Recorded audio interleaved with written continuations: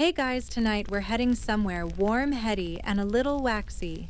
You're standing at the edge of a garden in ancient Thebes, late in the day, when the shadows have turned golden, and the last rays of the sun drip across palm fronds like melted honey. The Nile is murmuring in the distance, cicadas buzz in the reeds, and every breath you take is filled with an odd mixture of jasmine roasted duck and the slightly sour smell of humanity wearing too much linen in the heat. There's music soft, harp-heavy, almost dreamlike, floating out of the courtyard beyond a colonnade. A servant in pristine white linen gestures for you to enter. And so barefoot and just a bit overwhelmed, you do. You walk slowly through a hallway lit by flickering oil lamps. The walls are painted in bright colors, lotus blossoms, reed boats, and gods with animal heads all staring at you with suspiciously knowing smiles.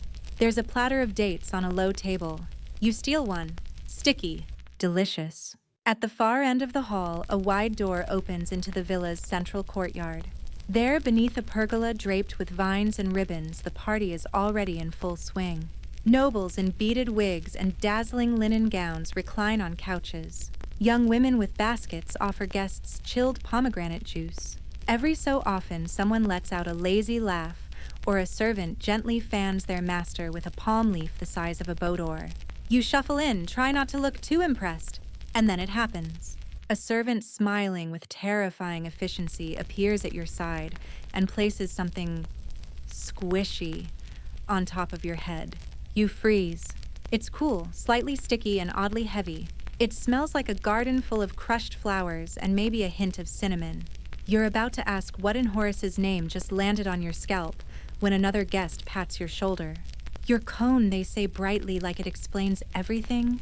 Now you're ready.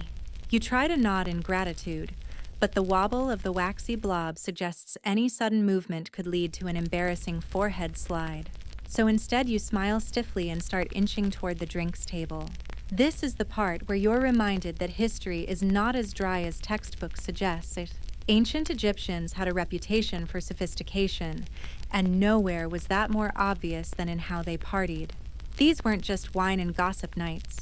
These were carefully curated social rituals where smell played as big a role as sight or sound.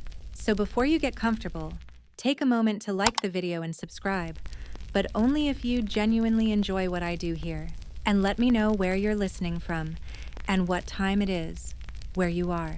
Now dim the lights, maybe turn on a fan for that soft background hum, and let's ease into tonight's journey together. You sit awkwardly on a low couch trying to blend in, but every few seconds someone shoots a glance at your head like they're checking your perfume status. You catch sight of yourself in a polished bronze mirror across the courtyard.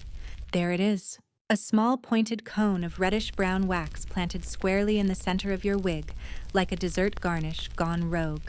The cone was meant to melt, slowly releasing its fragrance over time. Whether or not this actually worked, well, historians still argue about that. Some think these cones were symbolic only shown in art. Others insist they were real, functional, and possibly quite messy. For now, yours seems intact. A servant walks by, trailing a scent like lilies and sandalwood, and you realize how your own cone is blending into this olfactory orchestra. There are dozens of different smells at play here, and beneath them all is the unmistakable undertone of beeswax. You spot a couple in the corner, both wearing shimmering white robes, both smiling with the kind of slow-motion joy only strong wine or divine confidence can grant. They smell like blue lotus and rose oil. Their cones glisten slightly under the torchlight, the wax starting to soften. One of them reaches up and flicks at the edge of the cone like it's a party trick. A tiny drip runs down the side of their wig unnoticed. It's strange, this fusion of the elegant and the absurd. You're surrounded by beauty. Carved pillars, painted murals, delicate perfumes. And yet, here you are with a cone of goo slowly beginning to sweat its way into your hairline. You shift your weight, lean back, and let the sounds of the party wash over you. The clink of ceramic cups, the low hum of conversation, the rhythmic plucking of a harp, and the faint hiss of burning incense. You're immersed now, steeping like tea in an ancient world built on scent ritual, and just a touch of wax-related discomfort. And somehow you don't mind at all. You try not to panic. The perfumed cone is still perched atop your head like a tiny, fragrant mountain. It hasn't slid off yet, but you swear it's drooping slightly to the left. You give a subtle nod, testing stability. Not great. The thing jiggles ominously like it's 1 degree away from a full collapse. You consider asking someone for a backup wig, but that seems like a faux pas. Instead, you grab a fig from a passing tray and chew it slowly, pretending that everything is completely normal. Of course, this is ancient Egypt. Normal is relative. You drift further into the party, careful not to duck under any low-hanging garlands. The air is thick with perfume, too thick maybe. Each guest is a walking olfactory statement. Some smell like they bathed in sandalwood. Others exude more exotic notes like cardamom, cinnamon, or something you're pretty sure is frankincense. Your cone starts to warm with your body heat, and a single drop trickles down behind your ear. Charming. The head cone itself is a peculiar piece of cultural fashion. Most surviving depictions of them come from wall paintings and reliefs in tombs, where guests are shown reclining, relaxed cone, perfectly centered on the head, like a divine dollop. But despite their prevalence in art, archaeologists have never unearthed a physical example of one. Not a single hardened wax blob with evidence of perfumed oil trapped inside. So naturally, historians still argue whether these cones ever existed in the form art suggests. Some say they were real, used in elite social settings and religious rituals. Others think they were symbolic representations of purity, divine favor or spiritual elevation, a scented halo for the chosen few. You're currently more concerned with the very real wax now collecting in your sideburns. A short, stocky man with a meticulously oiled beard approaches you, grinning. First time with a head cone. He asks, chuckling before you can even answer. You nod cautiously. He leans in conspiratorially and whispers, "Tilt your head back when you drink. Trust me, no one wants rose oil in their barley beer." You thank him. He disappears into the crowd like a perfumed ghost. Nearby, a cluster of guests gather around a central pool. Lotus flowers float on the surface, their petals glowing white under flickering torches. You edge closer, your cone wafting a new wave of fragrance that makes a woman next to you glance up and murmur, "Mmm." Is that henna and myrrh? You nod as if you absolutely knew that. Here's the curious thing. These cones weren't purely for vanity. They were part of a much larger sensory philosophy. In ancient Egyptian belief, the body wasn't just a shell. It was a vessel for experiencing and honoring life. The senses weren't distractions. They were tools for reverence. So scent wasn't trivial, it was divine. Many scholars believe perfumes were linked to the gods, especially Hathor, goddess of music, beauty, and pleasure. Some temples even had designated scent priests who mixed aromatic blends used in ceremonies, each with symbolic meaning. Frankincense might represent purification, myrrh, rebirth. The scent from your cone, maybe social anxiety and crushed magnolia. You wander deeper into the courtyard, where the party swells with music and rising heat. A flute trills, a hand drum pulses. A pair of dancers glide through the crowd, anklets jingling with each step, arms moving like reeds in wind. As they pass, you catch the scent of blue lotus again, sharp, sweet, slightly narcotic. It's all becoming a bit much, but in a good way. Like you've stepped into a perfume bottle and decided to live there. Then a hiccup. The cone drips again, this time right down the center of your forehead.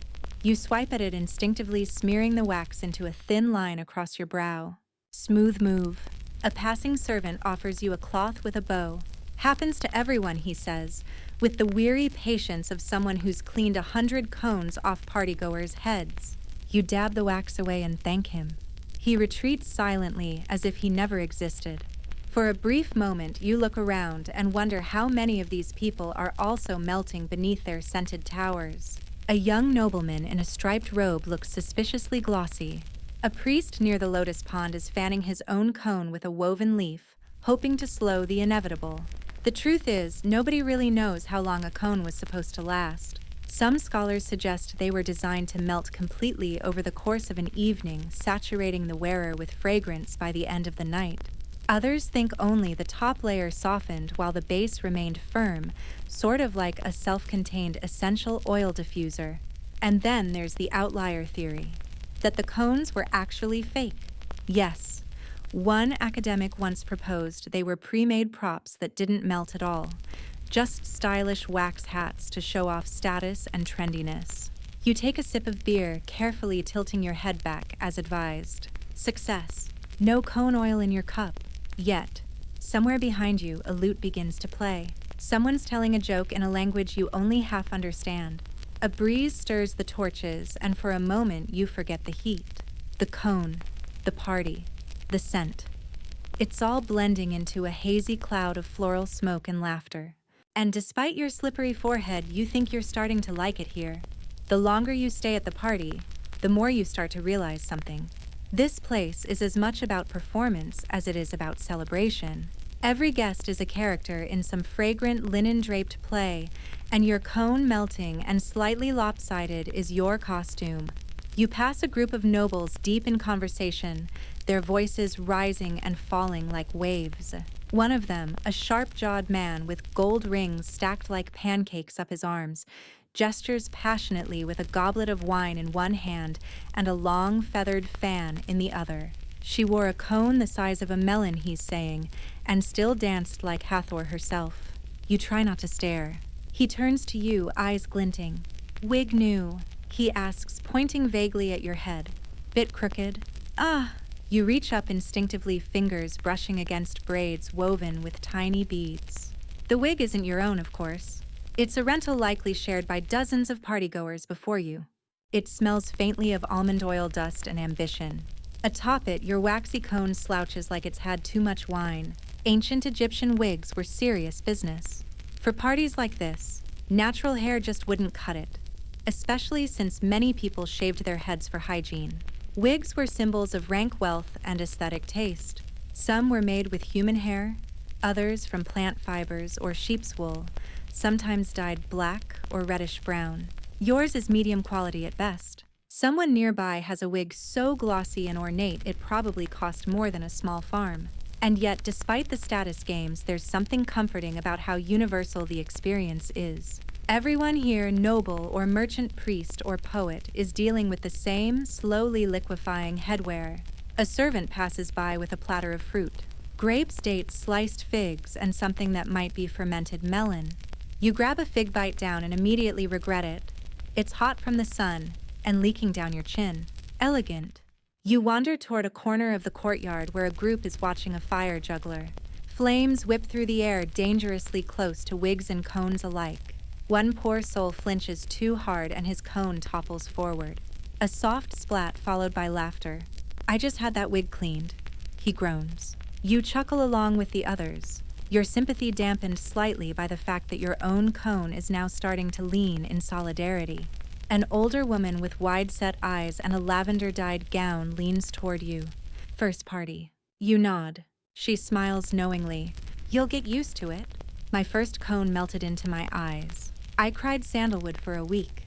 You both laugh, and suddenly the whole absurdity of it all feels less isolating. You're part of something silly, beautiful, ancient, and sticky. Across the courtyard, musicians strike up a new tune, livelier, more rhythmic. Guests start to clap along. Two dancers leap into motion skirts, swirling arms lifting like wind-blown sails. Their movements are mesmerizing, deliberate, and slow, each gesture unfolding like the petals of a lotus. And their cones?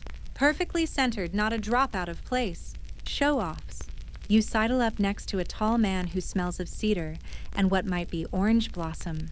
He's got one foot propped on a cushion, watching the dancers with amused detachment. You know he says they soak their wigs in beeswax to keep the cones upright. You raise an eyebrow. Really? Well, he shrugs. Historians still argue about it. Ah, there it is. Your favorite scholarly dodge. Still, it makes sense. Beeswax was everywhere in ancient Egypt, used in cosmetics embalming, even as a writing material, when mixed with other substances. It's plausible they used it in wigs too, to give them structure. Or maybe they just liked shiny hair. Hard to say. Nearby, a servant stokes a brazier. The scent of burning resin drifts over the party, mingling with the already chaotic perfume cloud. You can almost taste the air now. It's like a buffet of florals, spices, and occasional body odor. That last one's not part of the ceremony, unfortunately. And yet, even the less than delightful scents have a kind of authenticity. You're in a living world, not a museum. Here, sweat and sweetness coexist. Linen sticks to your back. Sand clings to your toes. Your cone threatens mutiny with every breath of wind. But it's real. You glance around. The torches flicker. The musicians play on. Someone knocks over a wine cup and gets cheered for it. The noblewoman in lavender is now trying to explain to a servant why her cone needs a refresh, as if he's running a wax-on-demand service. You lean back, fingers steepled across your stomach. The faint drip of your cone's latest offering landing somewhere behind your ear. It's oddly soothing, like a scented hourglass marking your slow descent into the sleepy, perfumed embrace of the ancient world.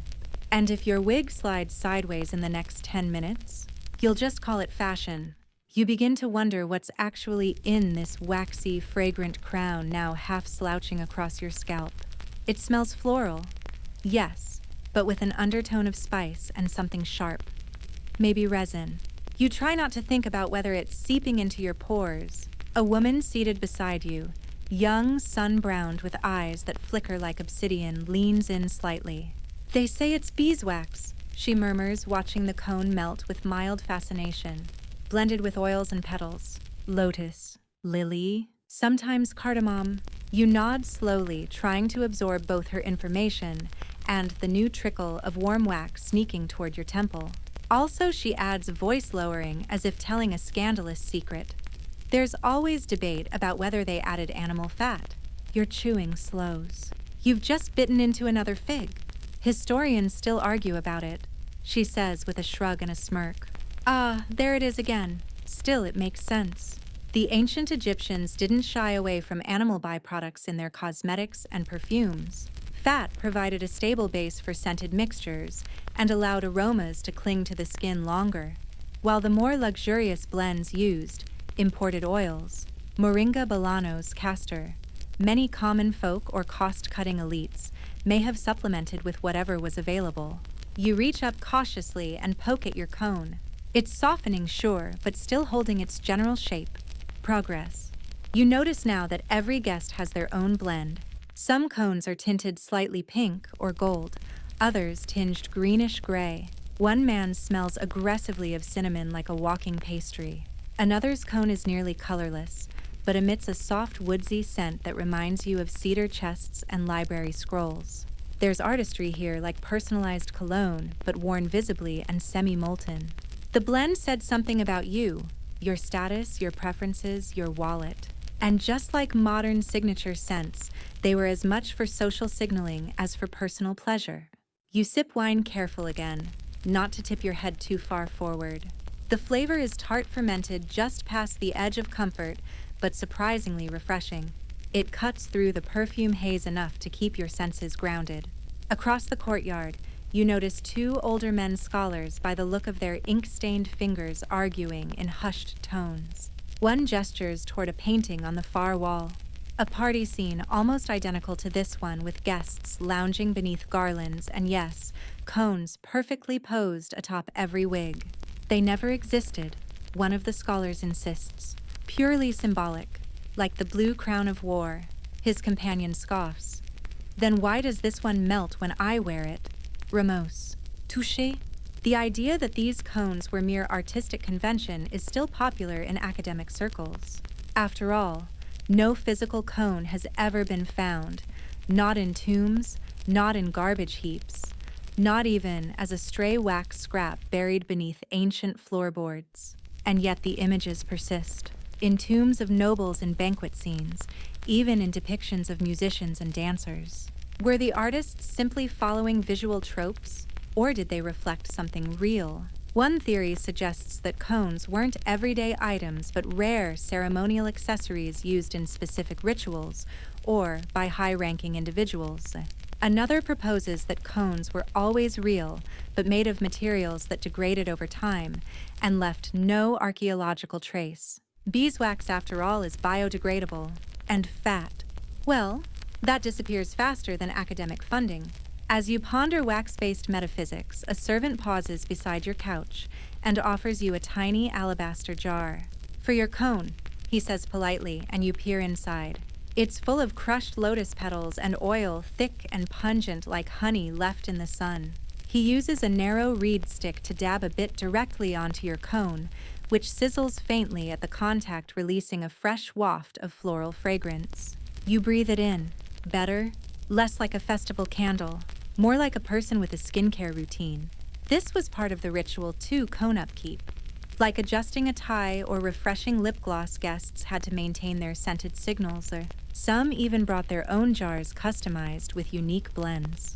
You notice a woman in the corner unwrapping a tiny linen pouch from her sash and applying a dab of her own concoction with the kind of confidence only someone who knows they smell amazing can manage.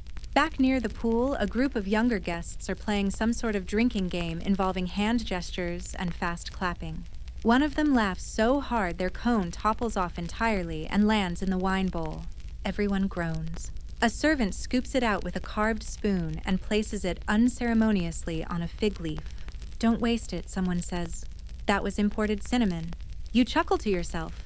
The sun is nearly gone now, and the courtyard is bathed in soft torchlight and the gold glow of oil lamps. Shadows stretch long over painted tiles. Someone begins to play the sistrum, a kind of metal rattle sacred to Hathor, and a few guests rise to dance. You remain seated, letting your head rest gently against the cushion.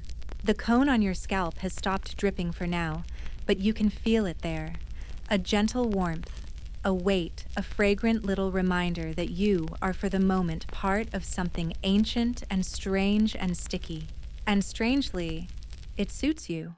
You settle deeper into the linen-draped cushions, and now the scent of your cone is starting to blend so seamlessly with the party's perfume cloud that you can't tell where your fragrance ends and someone else's begins. The experience is less about you as an individual. Now it's as though the whole gathering has become one breathing, sweating, wax-scented entity. Across the courtyard, someone announces the arrival of more wine, and a ripple of applause follows.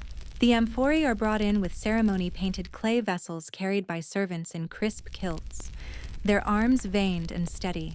The guests toast casually, and you notice the way some of them lightly touch their cones before raising their goblets as if invoking a kind of scented luck. This apparently is how the elite live. Perfume here is not a detail. It's the atmosphere. It coats everything.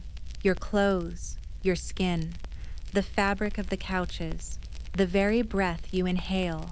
And it doesn't just smell good, it means something. A symbol, a social tool. In this world, scent is more than just an aesthetic flourish. It's identity. Egyptian perfumes weren't merely for masking body odor, though, yes, that was part of the appeal. They were deeply tied to status. If you could afford imported oils and resin blends, you let the world know it via lavish use and liberal application. You didn't just smell good, you smelled expensive. And if you couldn't afford imported oils, well, that's what beer onions and strategic distance were for. The elite, of course, went far beyond floral blends. Some wore complex perfumes made from exotic ingredients like Indian cinnamon, Somali myrrh, or Arabian frankincense. These weren't just imported goods. They were geopolitical flexes. A cone that reeked of blue lotus and pine resin. That was a statement. I am rich enough to make the desert smell like a forest in bloom. A young man in a turquoise sash leans toward you, his cone still sharp-edged and pristine. Yours is melting fast, he says with a wry smile. You raise your eyebrows. Too warm, he shrugs. Or maybe you run hot. It's a compliment, you think. Probably. You smile back and resist the urge to touch the cone again. Instead, you sniff the air and detect something new. Smoke, but sweetened. Frankincense. Somewhere nearby, a fresh bundle has been tossed on a brazier.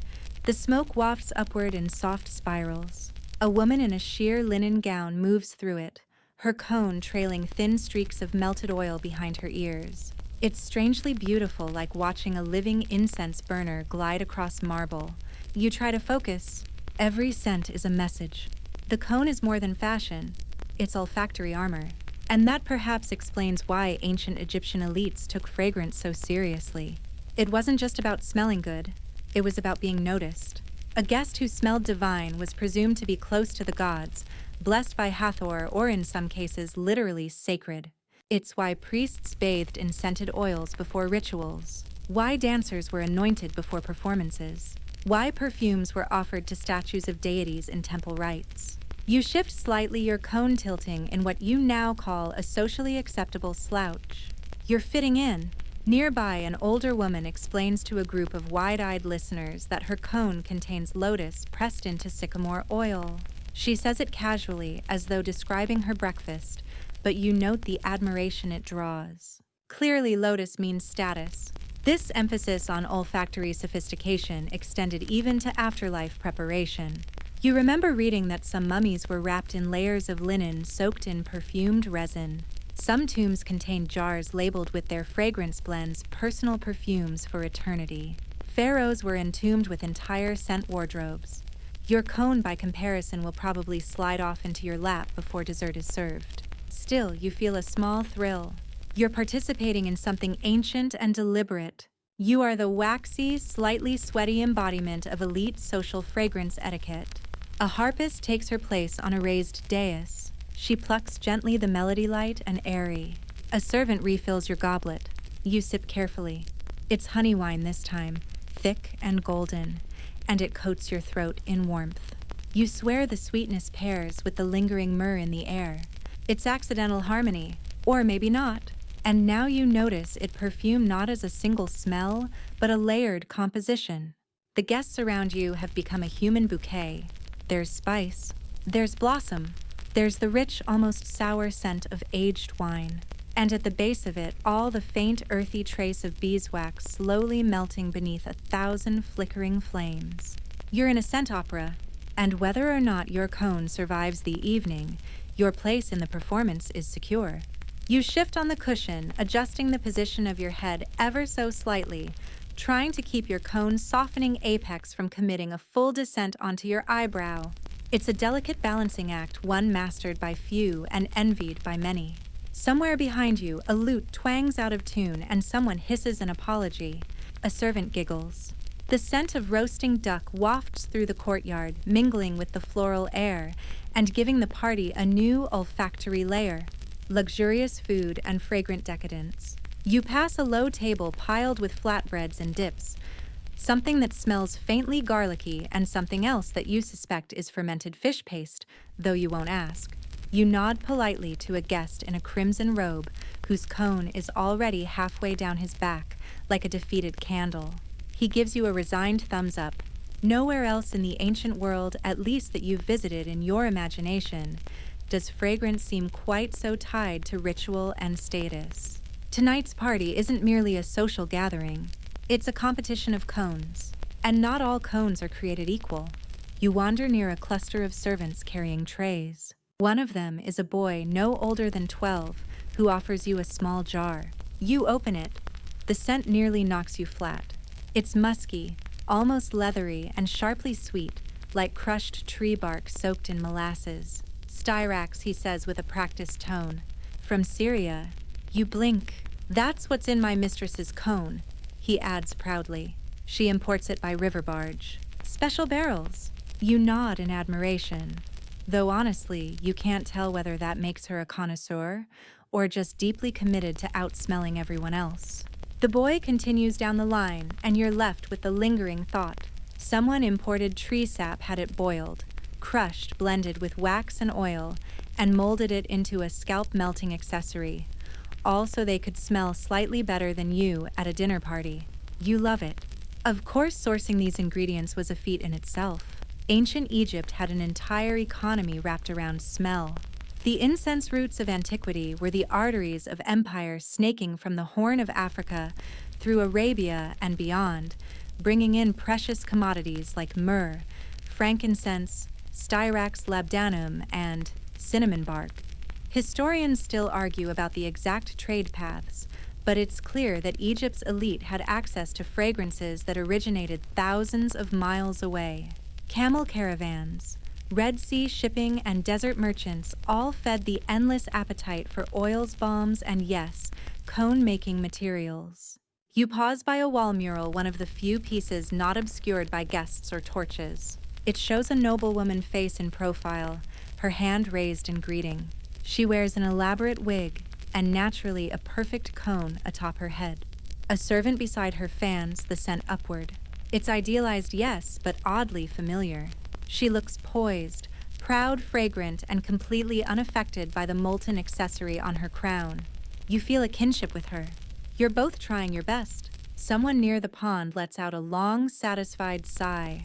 You turn to see an older priest cone completely askew, reclining with an alabaster cup and no concern for appearance. "Let it melt," he mutters. "The gods don't mind." You smile to yourself. He might be right. In Egyptian belief, fragrance was one of the few things that could pass between the human world and the divine. Offerings to the gods almost always included scent, incense, oils, even flowers. It wasn't about appeasement, but communication. To smell sweetly was to reach upward to be heard.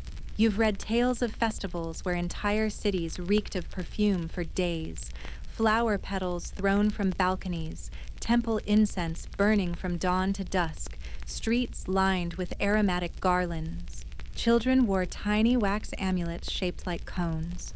Babies were rubbed with scented oils. Even cats got perfumed.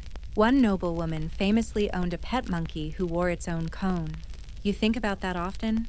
A new servant appears beside you, this one older, with a silver-threaded sash. She holds a tray of scent testers, tiny reed wands dipped in oil. You try one, a spicy blend that feels like a thunderstorm in your nose. She nods. "Spikenard," she says, used mostly in rituals. But a few high-born women wear it at parties just to be noticed. You raise an eyebrow. "Effective." She grins. You wouldn't believe how many marriage offers it's triggered. The wands vanish, and so does she. The party hums along. A group of dancers twirl beside the central columns, their cones gleaming under the torchlight. You wonder how many of them are real, and how many are wax-filled hairpieces with no scent at all. Just props, theater, image. But isn't that the whole point? You breathe deeply. The wax on your scalp is soft now, pliable, but still not sliding. You may survive this after all. And if you do, maybe you'll make your own cone next time. Blue lotus cedar, and just a hint of petty ambition. A cool breeze slides through the courtyard, teasing the fabric of the awnings and briefly rustling the vine-wrapped columns. For a moment, the perfume cloud parts, and you can smell something earthy, stone-wet leaves, the faint mineral tang of the Nile nearby. You tilt your head back slightly, gently now, always cone-aware, and stare up at the night sky. It's dark velvet pierced by silver stars, and overhead, Orion hangs above the city like a jeweled banner. Someone nearby murmurs a hymn to Hathor, goddess of love, joy music, and conveniently perfume. You're reminded again that fragrance in Egypt wasn't just for flirtation or flair. It was a spiritual offering. In the temples, oils were used to anoint statues, and incense plumes were considered pathways for prayers. Scent was invisible devotion. You close your eyes and breathe in. Your cone is humming now, a blend of floral top notes, warm wax, and whatever else is mixing with your scalp's slow surrender. It's not unpleasant. In fact, it's oddly meditative, like having a tiny fragrant monk sit quietly on your head. Then a flute trills, and just like that, the mood shifts again. From the far end of the courtyard, two young men in pleated robes approach, laughing too loudly and spilling wine. One carries a small ceramic jar and waves it in the air like a sacred relic. This, he says dramatically, was worn by the daughter of the high priest of Ptah. It smells like paradise and power. He unstoppers the jar and holds it under your nose. The scent is intense, like crushed roses steeped in molasses and lit on fire. You blink. Too much. He grins. You cough. A bit.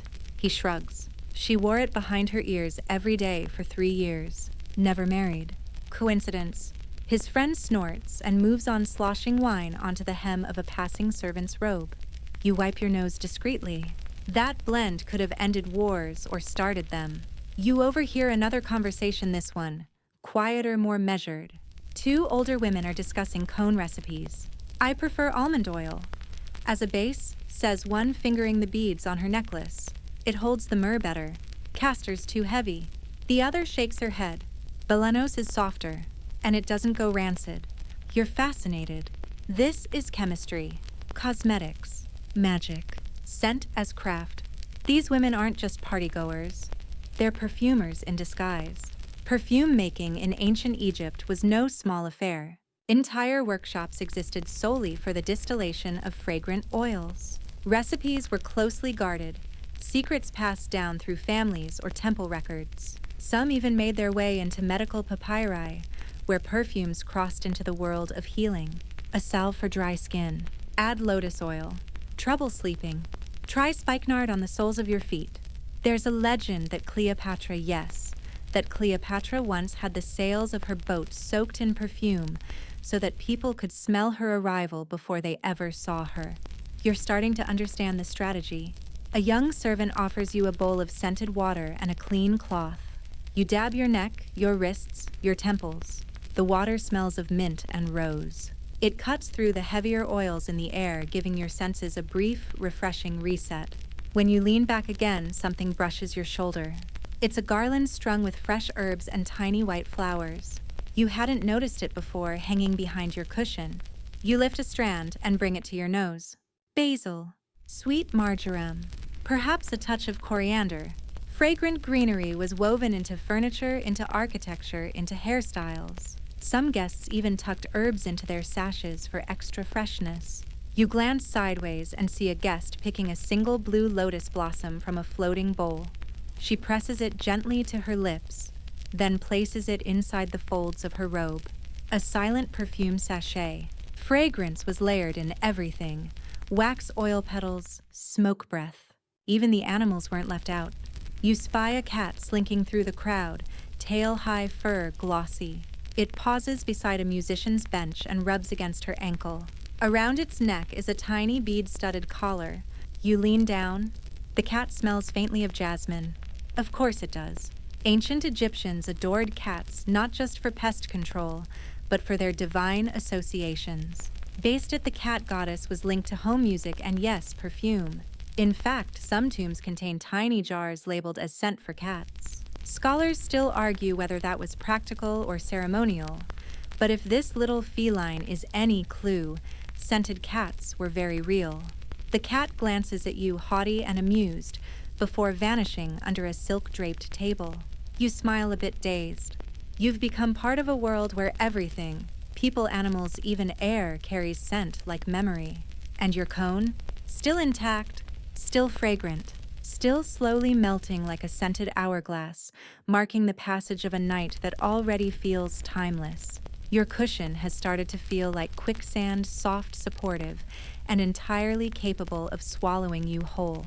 You should sit up straighter, maybe stretch, but your cone has reached its critical midpoint, soft enough to drip hard enough to stay structurally smug. You decide not to risk it.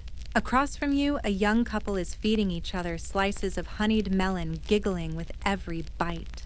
Their cones are nearly symmetrical, almost competitive in shape and polish. One has a ribbon of gold leaf curling delicately around the base. The other sparkles faintly, as if someone mixed crushed mica into the wax. Subtle, it's not. Stunning, absolutely. But it reminds you that for all their visual flare, cones weren't just decorative. They also appear in funeral art, specifically tomb paintings. Over and over again, archaeologists have uncovered banquet scenes in the afterlife, where everyone's wearing a cone, lounging among lotuses and sipping eternity's best beer. This naturally sparked a debate. Were the cones literal items that guests wore, or artistic shorthand for joy, honor, and divine approval? Historians still argue whether these depictions were stylized metaphors or faithful records. Maybe cones weren't common at all, but merely painted in for symbolic reasons. Maybe the dead wanted to look their best for eternity. You wonder briefly if your own cone would pass judgment in the afterlife. Too melty, the gods might say, but ambitious. A musician plucks the first few notes of a lullaby. It's a harp this time, delicate and metallic like raindrops falling into a copper bowl. The guests respond almost instinctively, their voices lowering laughter, softening. The scent of burnt resin floats over the party, more solemn now. An older priest stands near a small altar in the corner of the courtyard.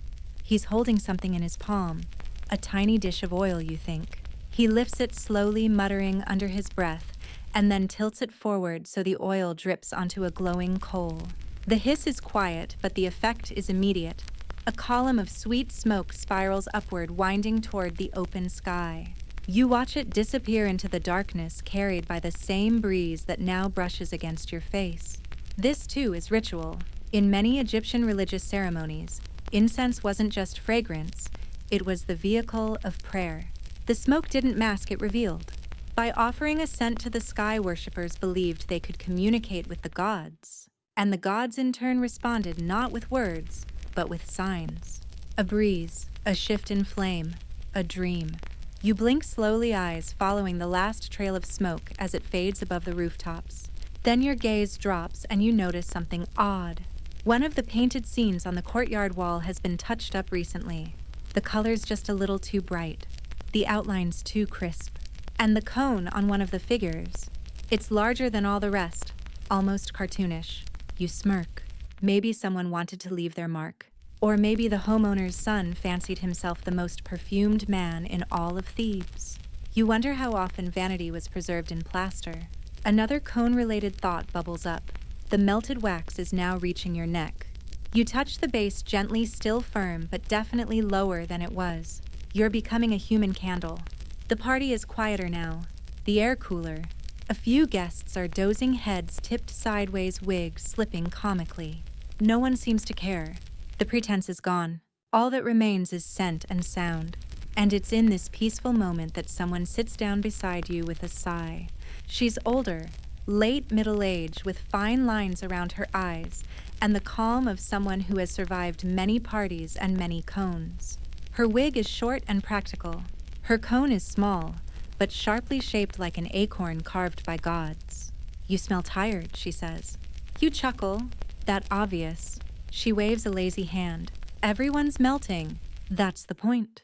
You sit in silence for a moment, the harp still plucking in the background. Then she adds, "Do you know why we use cones at parties like this?" You hesitate. "To smell good." She smiles. That's only the start. She leans in slightly, the scent of blue lotus stronger now. The cone reminds us we are both fleeting and fragrant. It melts, and so do we. It perfumes the moment, but only briefly. Then it's gone. You glance at your own cone, now slipping slightly off-center. She's right. "It's like a scented clock," you whisper. She nods. And when it runs out, the party ends. Neither of you speak for a while. You just listen. The harp, the wind, the rustle of linen, the quiet drip of a dozen tiny cones all counting down toward dawn. You've never felt so relaxed at a party, or so strangely philosophical. It's almost enough to make you want another cone. Almost. You stay seated next to the woman with the acorn-perfect cone, both of you swaying gently in rhythm with the fading harp music. The courtyard has shifted yet again. Laughter has ebbed, conversation lulled into soft murmurs, and even the incense smoke seems slower now, curling like sleepy snakes. Someone refills your cup without asking. The wine is sweeter this time, infused with dates and something herbal, possibly mint or dried lotus stamens. You sip. It feels warm, going down like a scented lullaby sliding along your spine. The woman speaks again, almost to herself. The dead need perfume as much as the living. You glance at her, unsure whether that's a proverb, a memory, or both. She turns to face you fully now and gestures toward the priest at the altar. "See him. He's not just here for show. He's preparing scent offerings for someone who passed last week." The smell carries the message.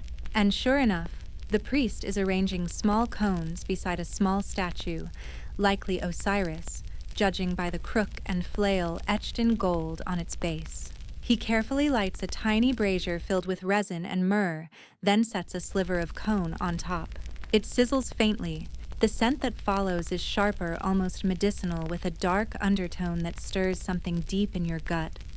Not fear, but awareness.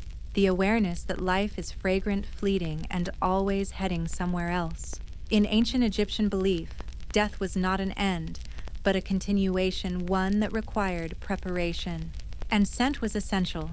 Bodies were embalmed with resins wrapped in linens soaked with oils. Perfumes preserved the flesh and guided the soul.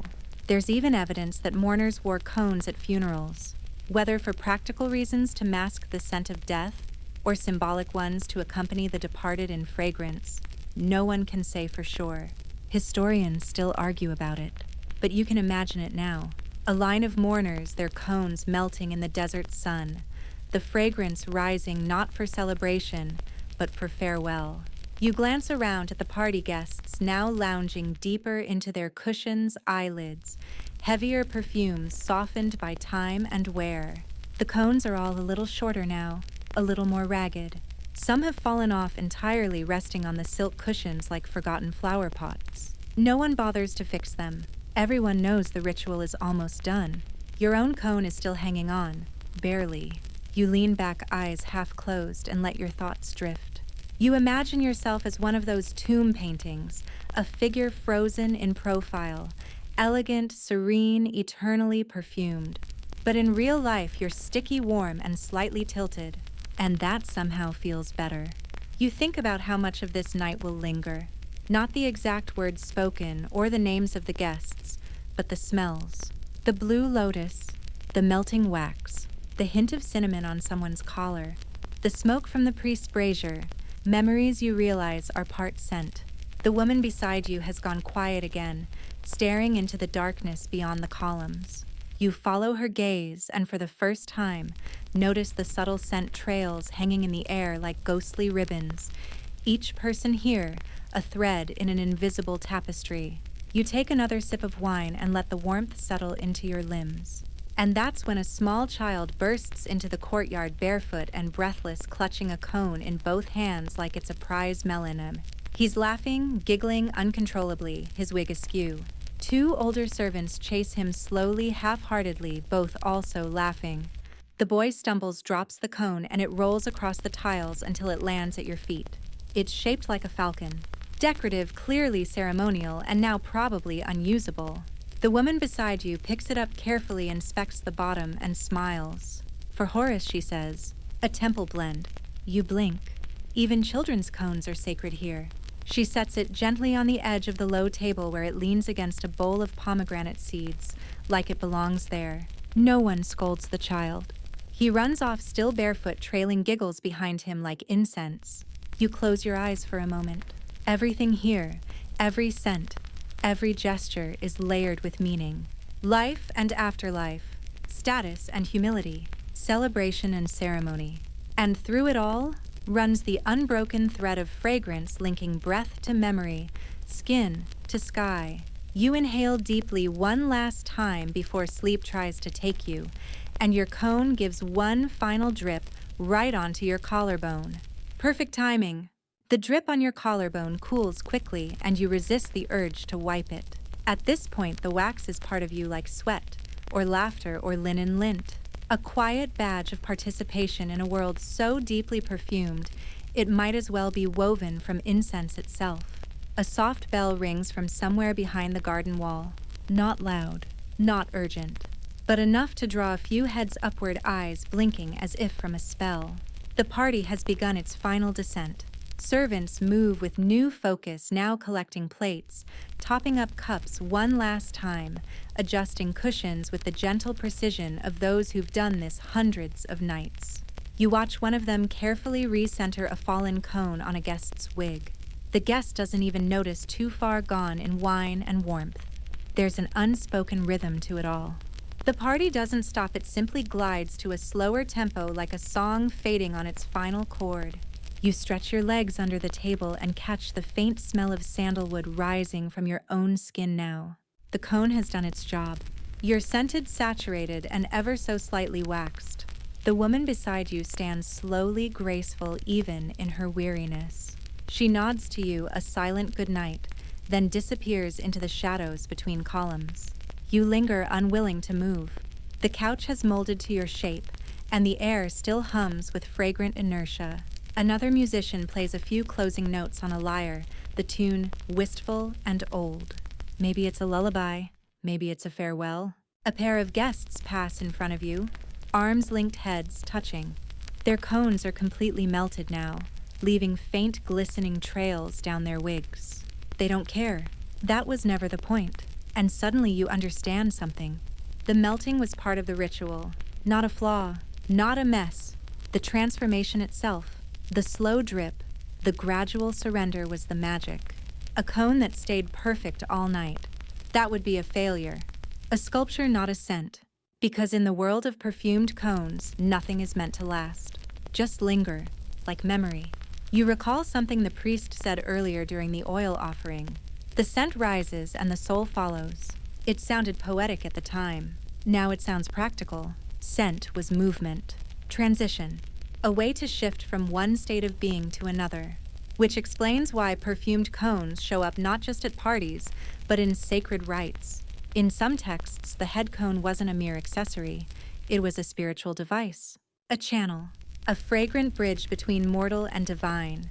Historians still argue whether that's literal or metaphorical, but as you sit here, the last notes of the party sinking into silence, you feel oddly elevated, not transformed exactly, just softened, like the wax itself, less rigid, more receptive.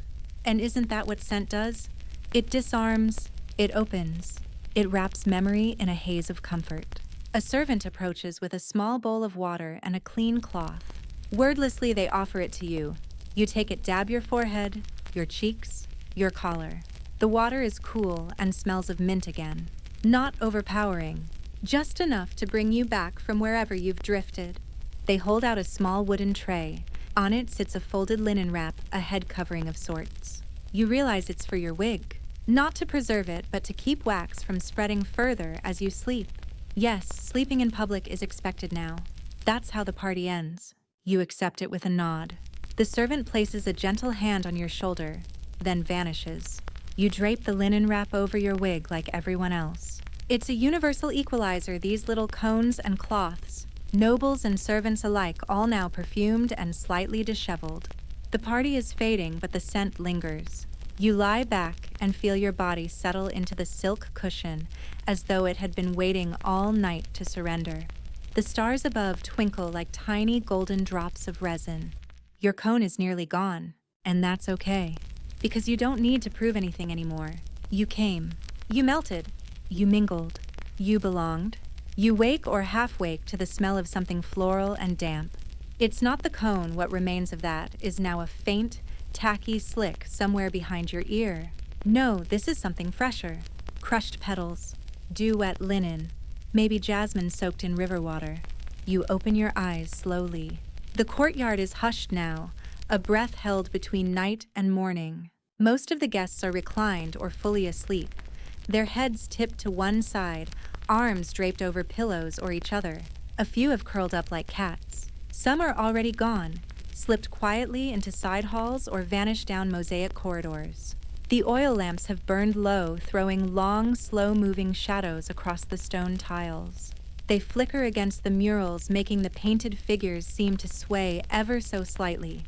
Dancers forever dancing, musicians forever plucking their invisible strings. You sit up carefully. Your linen head wrap is still in place, though slightly askew. Underneath it, your wig has taken on a new shape entirely, a sort of half-matted, half-glossy creature born of beeswax and ambition. It smells amazing, though, like you spent the night inside a perfumer's satchel. You press your fingertips to your temple and feel the tackiness of melted cone wax. It's cool now, hardened into a faint crust. Charming. You'll need a full rinse in the morning, maybe even a sand scrub. But for now, it's strangely comforting. Like waking with remnants of a dream still clinging to your skin. A soft sound catches your attention, a broom. A servant, quiet and methodical, is sweeping away fallen petals and cone fragments. The scent trail from earlier is stronger. Now jasmine, yes, and marjoram. You realize they've scattered fresh herbs across the cushions while you slept. A kind gesture or maybe ritual. Either way, it makes the morning feel softer. You stand slowly, limbs aching slightly from the uneven cushion. The tiles are cool beneath your feet. The night's heat has lifted, replaced by that strange hour just before dawn when the world feels paused, suspended in time. You cross the courtyard, stepping over a dropped necklace and a sandal missing its match. A cat flicks its tail at you from under a table and yawns theatrically. Somewhere nearby, a servant quietly hums a melody, nothing you recognize, but familiar in its warmth. You approach the altar again, the one where the priest had performed his quiet ritual. It's still there, though. Now the coals are gray and cold. The cone he burned earlier is a puck of hardened resin. A scent still rises faintly from it when the breeze hits something bitter, smoky, and comforting. You close your eyes. The scent isn't sweet anymore. It's grounded. It smells like endings, like something lived and left behind. And that brings you back to the heart of it all. Perfume in this world is legacy. You understand now why tombs were filled with jars of it, why names were etched into perfume vessels, why recipes were recorded as though they were spells. To smell something is to time travel.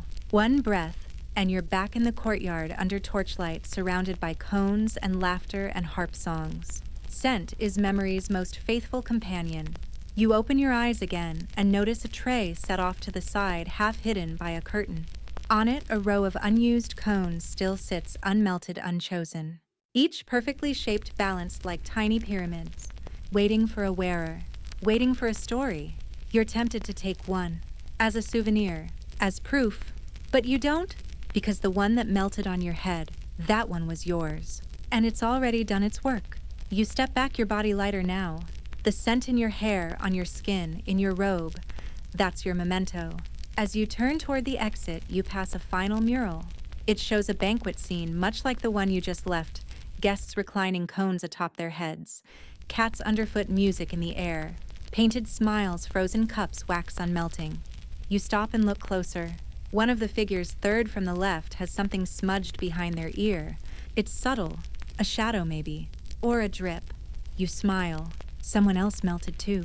The hallway leading out of the courtyard is dim and quiet, lined with reed mats and faded murals. You walk slowly, footsteps soft against cool tile, still trailing a faint perfume cloud like a sleepy comet.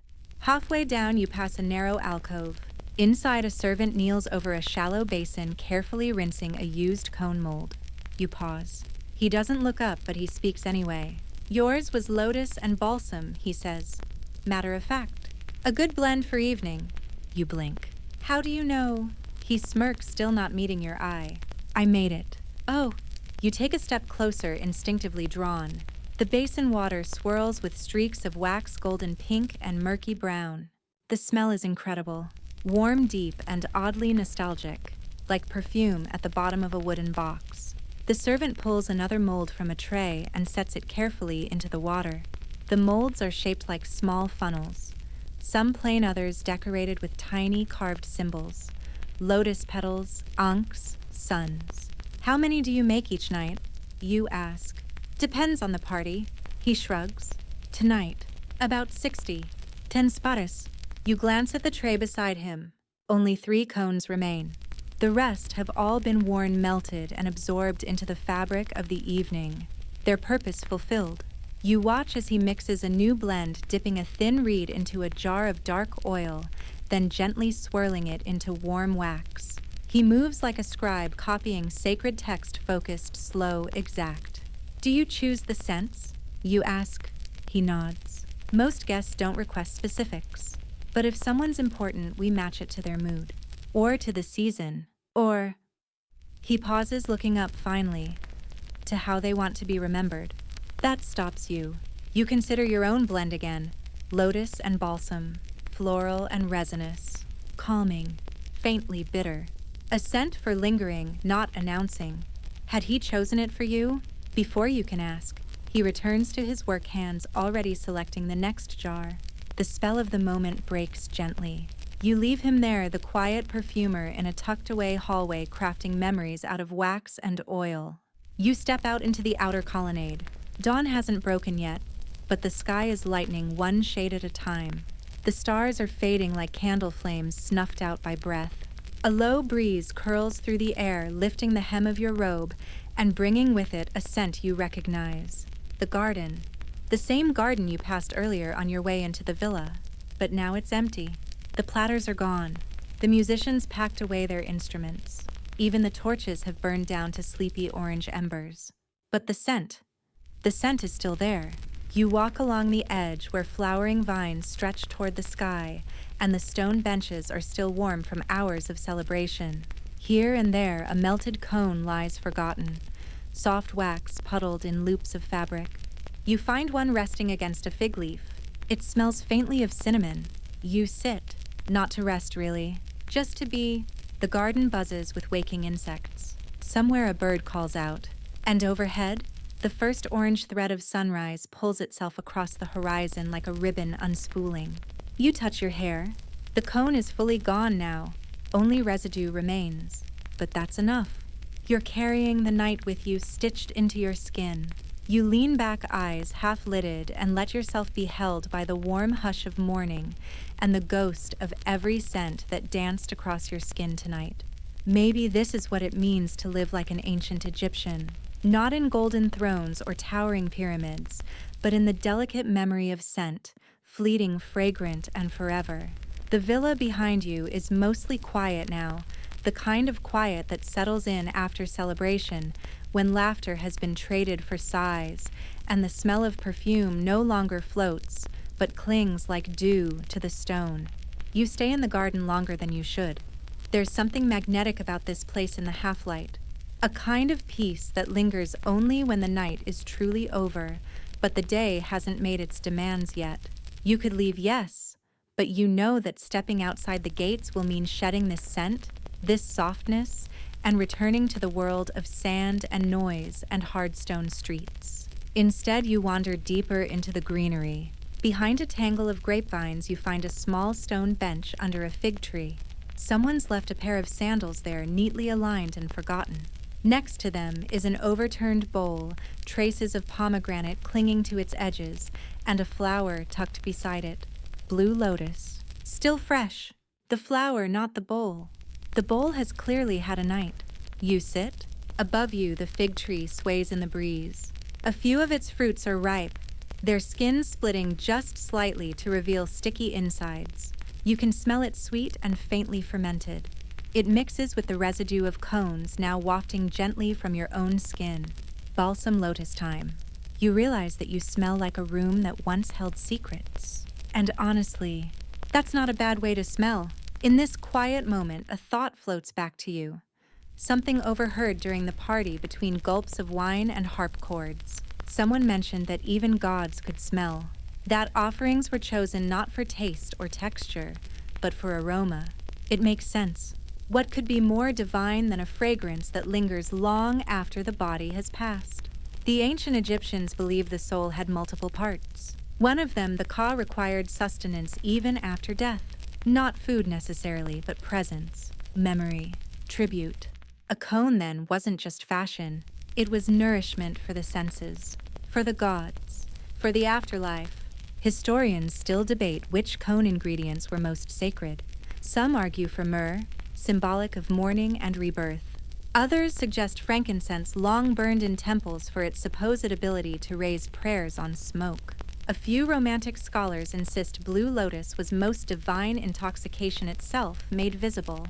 You wonder what future scholars will say about yours, lotus and balsam. They'll probably write a very serious paper about it, footnotes and all, and entirely miss that you spent most of the evening trying to keep it from sliding down your wig and into your wine. You smile.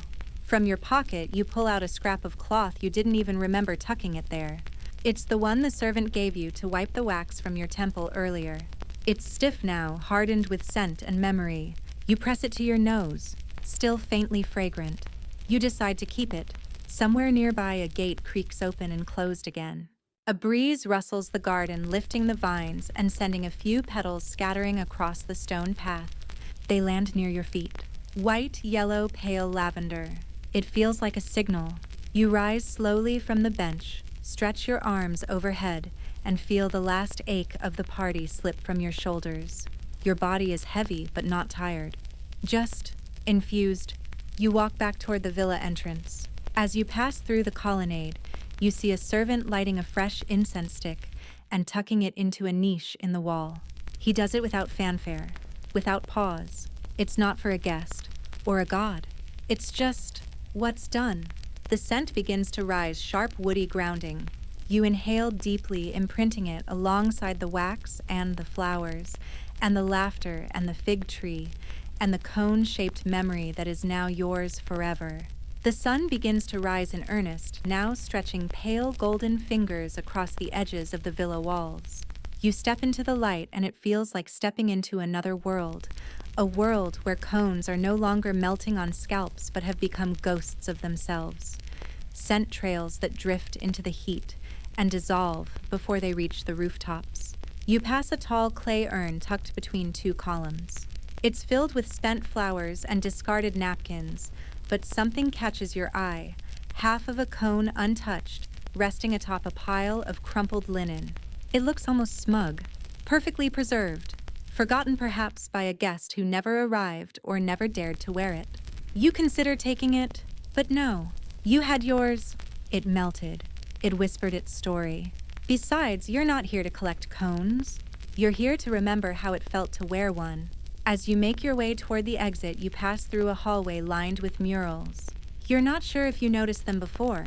Maybe you were too preoccupied with sticky scalp sensations and decoding floral notes. But now they seem to pulse with meaning. One shows a row of figures presenting offerings, fruit wine flowers, perfumes. All are bowing slightly, their heads adorned with tall, elegant cones. In another panel, a banquet scene echoes the one you just left. Reclining guests, musicians with harps, dancers mid-spin. The cones are there too upright and proud, untouched by gravity or heat. Artistic lies, maybe, or aspirational truths. You pause in front of a particularly beautiful mural. A priest kneeling before a seated god, arms outstretched, a cone dissolving slowly on his head. The god is painted with perfect stillness, but you swear there's warmth in the way the eyes are rendered. And in that image, something lands hard and quiet in your chest. The cone was never just a party trick. It was a kind of soft surrender, a way to offer the best of yourself, sent presence, intention, and let it rise. Let it melt. Let it fade. But let it mean something as it did. You blink once slowly and step forward. The final corridor leads to a shaded portico where two servants stand beside clay basins filled with cool water and slices of citrus. They offer you a shallow bowl. You wash your hands, then your wrists, see? The water stings faintly where wax met skin, but it's refreshing. You catch your reflection in the surface, a little crooked, a little waxy, but wholly changed. One of the servants offers you a clean cloth. You wipe your face gently, pat your scalp, then fold the cloth and hold it for a moment, unsure what to do with it. You may take it, he says softly. So you do. You step out into the morning. The city is waking. Somewhere a donkey brays. Market stalls creak open. A child chases a bird down an alley laughing. Laundry flaps in the warm breeze, already catching the first rays of light.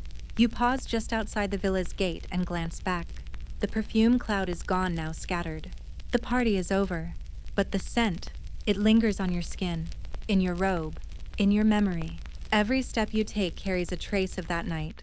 Lotus, balsam, warm wax, human joy. It occurs to you that tonight's fragrance will cling to everything you touch today, the air you pass through, the cups you drink from, even the pillow you lay your head on tonight. And maybe that's the final truth about perfumed cones. They weren't just for parties. They were for what came after. You inhale one last time. The scent is faint now, but it's still there. A reminder that you were there, that you melted, that you belonged. And that long after the cone is gone, the story remains. By the time you reach the edge of the city, the sun has cleared the eastern hills in full, and the streets have transformed.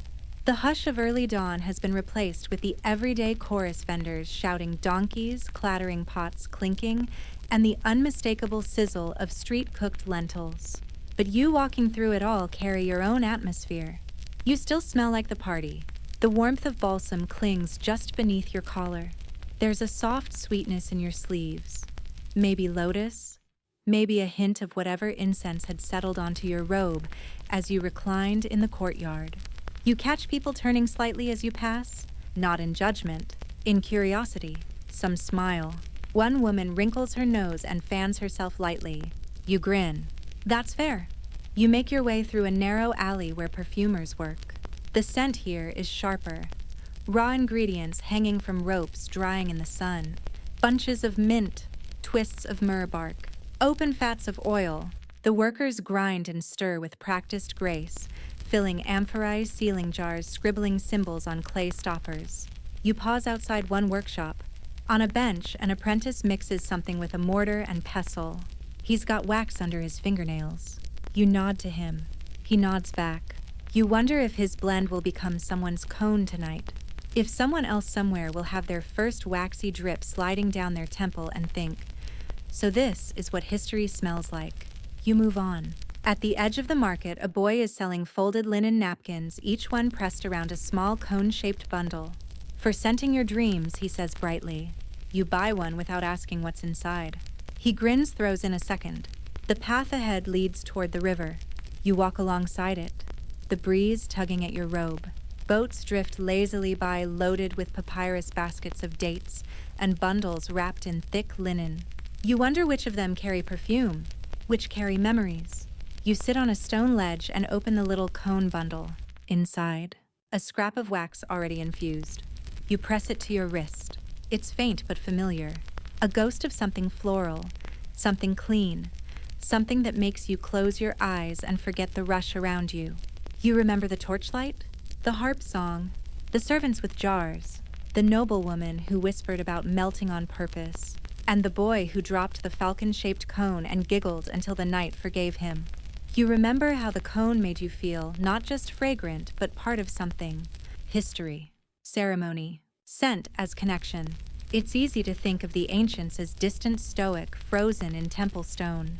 But last night you lived among them, not in textbooks, not in footnotes, but in oil wax and laughter. And now you carry them with you. Their rituals, their elegance, their absurd, beautiful cones. You dip your fingers into the Nile, rinse the last of the wax from your skin. It floats away easily like it was never there, but the scent soft as memory remains. You close your eyes, face to the sun, and let it all sink in.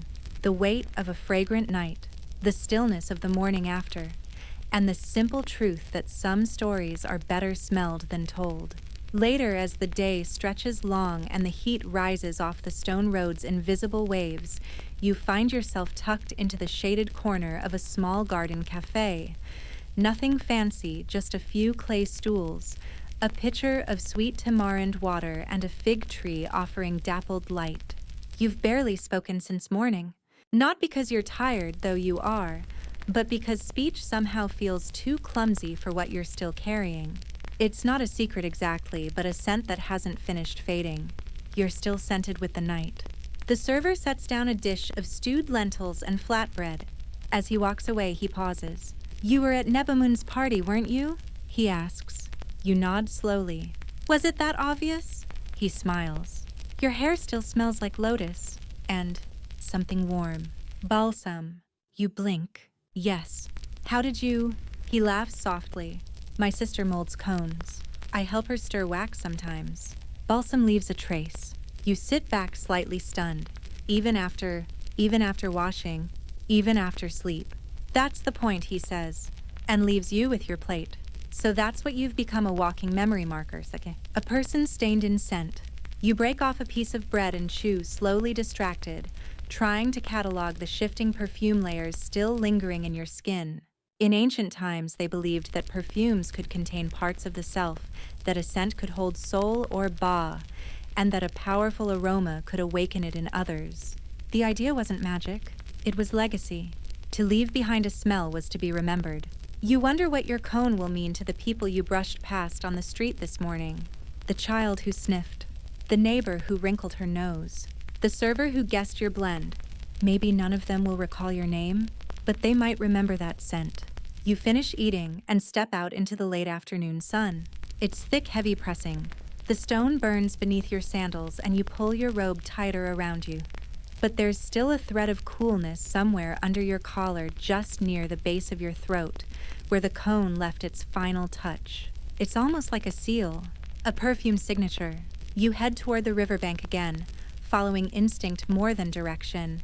The city thins out there. Fewer vendors, more quiet homes, tiny shrines built into walls, and children playing with sticks in the dust. As you pass, one child wrinkles her nose and calls out, "You smell like the temple." You smile. Just one cone, you call back. "I survived it." She laughs, not quite understanding, but delighted anyway. You pause at the edge of a small shrine dedicated to Hathor. Someone's placed a fresh flower at the base, blue lotus, of course, and a little cup of oil.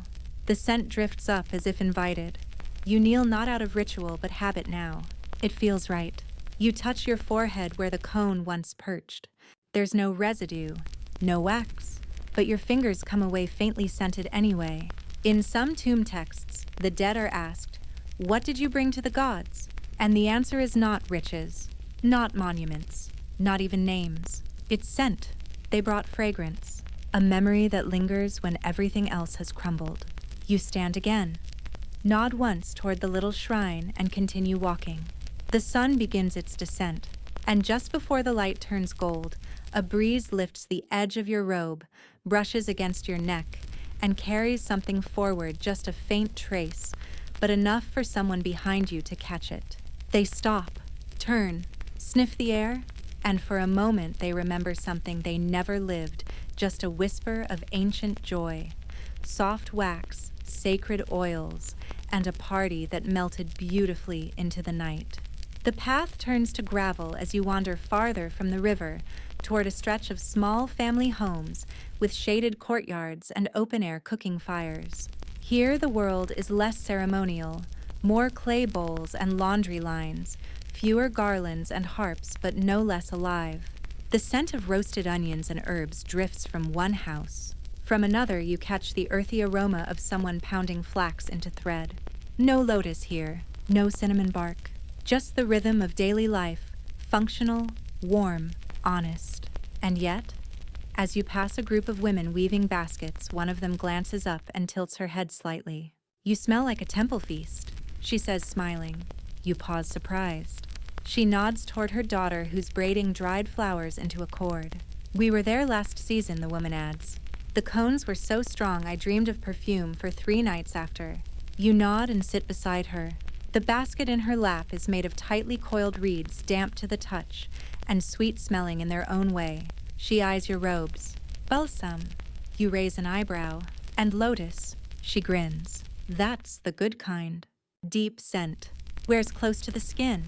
It strikes you that this moment, this simple exchange on a shaded street beside baskets and laughter, is as much a continuation of the night as the torches and wine had been. Perfume has traveled with you, shaped you, introduced you before you even opened your mouth. Here, in a world without inscriptions or murals, the cone still speaks. You remember something you read once, that the Egyptians believed fragrance could preserve the soul better than gold. That scent didn't erode or tarnish. It merely faded softly, leaving only a trace like footprints in warm flour or a sigh. "Do you ever make your own blend?" You ask the woman. She laughs. "Only for weddings, or funerals, or something that might be both." You chuckle. She leans close and says, "I mix acacia rose oil and orange peel. For my daughters, so they remember what joy smells like." You sit in silence for a while. The scent of the street is different now, earthier, wind-worn. But beneath it, like a private pulse, is the last whisper of your own blend. Softer now, yes, but still yours. You rise, thank her, and continue on. As you walk, you start to think more practically. You'll need to bathe. Your robe, though cherished, is now a tapestry of half-melted cone residue and spilled wine. Your wig could double as a candle. There's wax in your collar, your ears, possibly your sandals, and yet you hesitate. Because to scrub off the scent would be to end the story, not just the surface fragrance, but the weight of everything it carried, the music, the priest's whisper, the silent nods between strangers who were united by nothing more than a melting ornament and a shared glance. You pass a tiny shop no bigger than a cart, where a girl sits grinding something between two flat stones. The smell is immediately familiar. Cedarwood. She's making cone base, you realize. Not finished perfume. Just the foundation. The wax, the fat, the neutral clay of scent. You watch her for a moment and then you speak. Do you ever wonder, you ask, if people will still be making cones 1,000 years from now? She shrugs. If there are people, there will be smell. People need to be remembered. It's the simplest explanation you've heard yet. You keep walking. Eventually, your path winds toward a public bathhouse. The open doors send out waves of steam scented with rose water and mint. The air is dense with moisture and the quiet murmurs of other guests soaking in tiled pools. You stop at the threshold. You could step in, scrub clean, let the night go, or you could carry it a little longer. You decide to sit on the steps outside instead. You close your eyes, tilt your head back, and let the late day sun warm your face. The breeze rustles your robe. Your scalp is still faintly sticky. You don't mind. You've worn the cone, and it wore you, and together you left a trail. As the shadows lengthen and the golden light softens into copper, you make your way toward the edge of the necropolis, the city of the dead. Not for any somber reason. You're not grieving anyone. Not today. You go because the tombs smell different at this hour. It's not something most people think about. But you, fresh from the cone-soaked night of your life, are no longer most people. You've crossed a fragrant threshold, and now every scent carries meaning. The stone path crunches beneath your sandals, wax still lodged in one seam. Ahead, sun-warmed limestone tombs glow like honey. Some are sealed tight. Others sit cracked and open, used more by lizards now than by mourners. You pass a group of young men lighting small censers outside a family crypt. One of them waves you over. "Perfume offering," he asks, gesturing to a shallow bowl of resinous paste.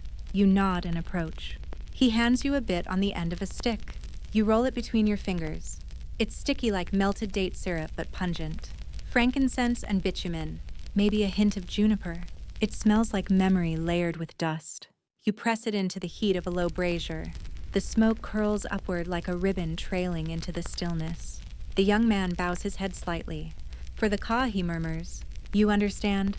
The Egyptians believed that scent could feed the spirit, that even after death the soul sought familiar aromas, beloved oils, remembered blends. A cone worn in life might guide a spirit home. A perfume offered at the tomb might call it to rest. You step away slowly, your skin catching the smoke's edge. Nearby, a mural fades beneath centuries of sun, its paint cracked and thinned. Still, you can make out the scene. A banquet, of course. Guests reclining. Cones on every head. Laughter carved into the lines of their faces. One woman is leaning close to another, offering something, probably a fig, maybe a joke, maybe a cone. You wonder if anyone has ever tried to scrape one of these murals, hoping to find wax residue, hoping for proof.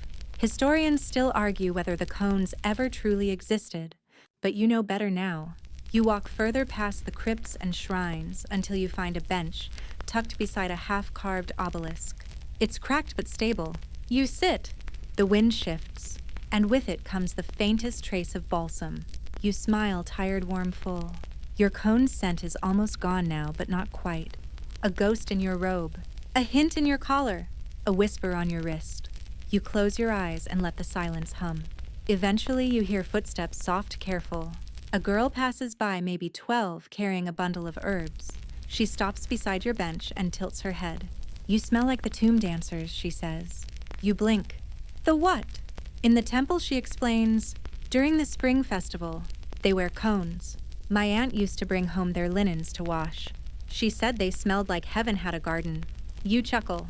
That's probably accurate. The girl smiles and continues on. You sit with that thought for a while.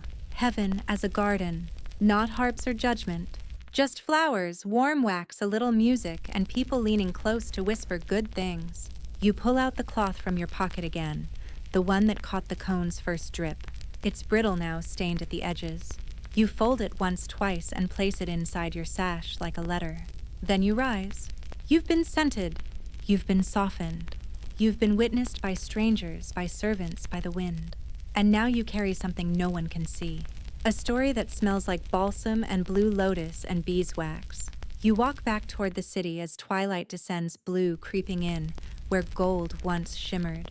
The sun has set, but its warmth still clings to the stone walls and settles gently in the folds of your robe. The streets are quieter now. Market stalls are shuttering. Clay pots clink together as they're stacked. A dog barks, once, then thinks better of it. And through it all, there's you. You moving with a kind of quiet certainty waxed and perfumed by a single strange night. You pass a bakery sweeping out its coals. A woman sitting on the steps looks up and sniffs the air. "You're late to the party," she says with a wink. You don't bother correcting her. Instead, you offer a faint smile and keep walking. Even now, hours later, miles away from the villa courtyard, your presence still carries the faintest thread of scent. Not strong, not obvious, but undeniable if someone happens to inhale at the right moment. It's not just the cone. It's what it pulled out of you. Attention, warmth, stillness, memory. You are quite literally marked by the moment. You stop briefly at a street fountain. The water is cool, trickling down from a lion-headed spout. You cup your hands and drink, then splash your face. The chill is sharp cleansing, but it doesn't erase you. The balsam still lingers at your pulse points. You remember something, the noblewoman said, half asleep beside her melted cone. The cone makes your scent visible, but it only reveals what was already there. You didn't understand it then. Now you do. You continue on, winding through alleys that grow narrower with every turn. Laundry flaps overhead like faded prayer flags. A boy runs past you carrying a reed flute. Somewhere someone is singing softly. And then you stop. At a doorway, modest, familiar, yours. You step inside, close the curtain behind you, and exhale deeply. Your room is cool and dark. A single oil lamp flickers in the corner. The scent here is familiar.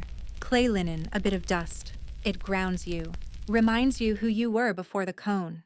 You set down your things slowly, pull off your sash, loosen your robe. Your hands hesitate over your wig. It's still sticky in parts and definitely skewed, but you let it be. For just a moment longer, you want to keep it. You sit, not on a cushion this time, but on the edge of your low cot feet, bare palms resting on your knees. The city hums outside your window. You can still hear laughter in your mind, still feel the heat of torchlight on your skin, still smell the slow descent of wax, bittersweet, deliberate, fragrant. You close your eyes and let it all replay. The laughter, the harp, the breeze, the melted trail behind your ear. And in this quiet space, you begin to understand why the ancients painted cones into their tombs, not as accessories, but as affirmations. They weren't just worn, they were experienced. They were lived, and you lived it. Maybe not perfectly, maybe a little off-center, a little messy, but authentically. You finally reach up and remove your wig. It comes away slowly with a faint tug where wax met hair. You set it aside gently. Then, with the same care you might use to untie a blessing, you unfold the cloth from your sash. That little scrap of party. The first drip. Your scent's first footprint. You press it to your nose, and yes, it's still there, faint, but unforgettable. You stretch out on your cot, the linen crisp and cool against your back, and let the weight of the day, the party, the scent, the wax settle into your bones. It doesn't feel heavy though, more like being swaddled, like memory has laid a gentle hand on your shoulder and whispered, yes, you were there. Your room is simple, a low shelf with a few clay pots, a folded robe, a reed mat beneath your feet. Nothing extravagant, no mural of guests reclining with cones and figs. No alabaster jar of rare imported oil, and yet tonight it feels like a sacred chamber. The lamp flickers. You turn your head and see your wig resting beside you, still carrying the sheen of beeswax. Its once pristine braid is now lopsided and faintly fragrant. You don't bother fixing it. It looks lived in, real. Outside, the night deepens. You can hear the city quieting. The last cartwheels rattling down stone lanes. A baby's cry quickly soothed the murmurs of neighbors shifting to silence. You inhale deeply, and there it is again. Your cone. Not just the physical scent, though. Yes, balsam clings stubbornly to your collarbone, but the sense of it. The presence. the intention, the shared ritual of being scented among strangers. You're no longer just a person, you're a vessel of the night, a walking altar of slow-burning joy. You close your eyes and imagine what that cone looked like when it was first pressed into your wig, sharp, sculpted, elegant, a crown of fragrance, a promise. You had no idea what it would do to you. The wax, the warmth, the attention, the surrender. You melt. You always melt. That was the secret, wasn't it? The cone didn't just release scent, it released you. You hear the noblewoman's voice again. The cone doesn't cover you, it uncovers you. You hadn't believed it then. You do now. You think about the priest with his quiet brazier, the boy with the falcon cone, the servant with the molds, the cat that smelled of jasmine, the guests who wore their cones like declarations. You belonged with them, not just as a guest, but as a keeper of scent, a traveler of time by way of aroma. And here now, in this tiny room, you carry the last thread of it, a cone that's long gone but not forgotten. You drift further into the bed, the pillow soft beneath your neck, the fabric cool where the wax no longer is. Your fingers reach up, brushing that spot behind your ear. Just checking. Yes. Still a little sticky. You smile. One more breath in. Slower this time. Let it linger. Lotus. Balsam. Beeswax. Memory. You wake before dawn again, just barely. A sliver of gray light filters through the reed curtain, brushing the floor like the soft edge of a paintbrush. The city is still quiet but stirring. You can feel it in the air. That pre-movement tension, like an orchestra lifting its instruments before the first note. But you stay still. You don't move right away because your body feels different. Lighter, scented in memory. The wax is gone, but the shape of where it once sat remains in your bones, like muscle memory from a dream.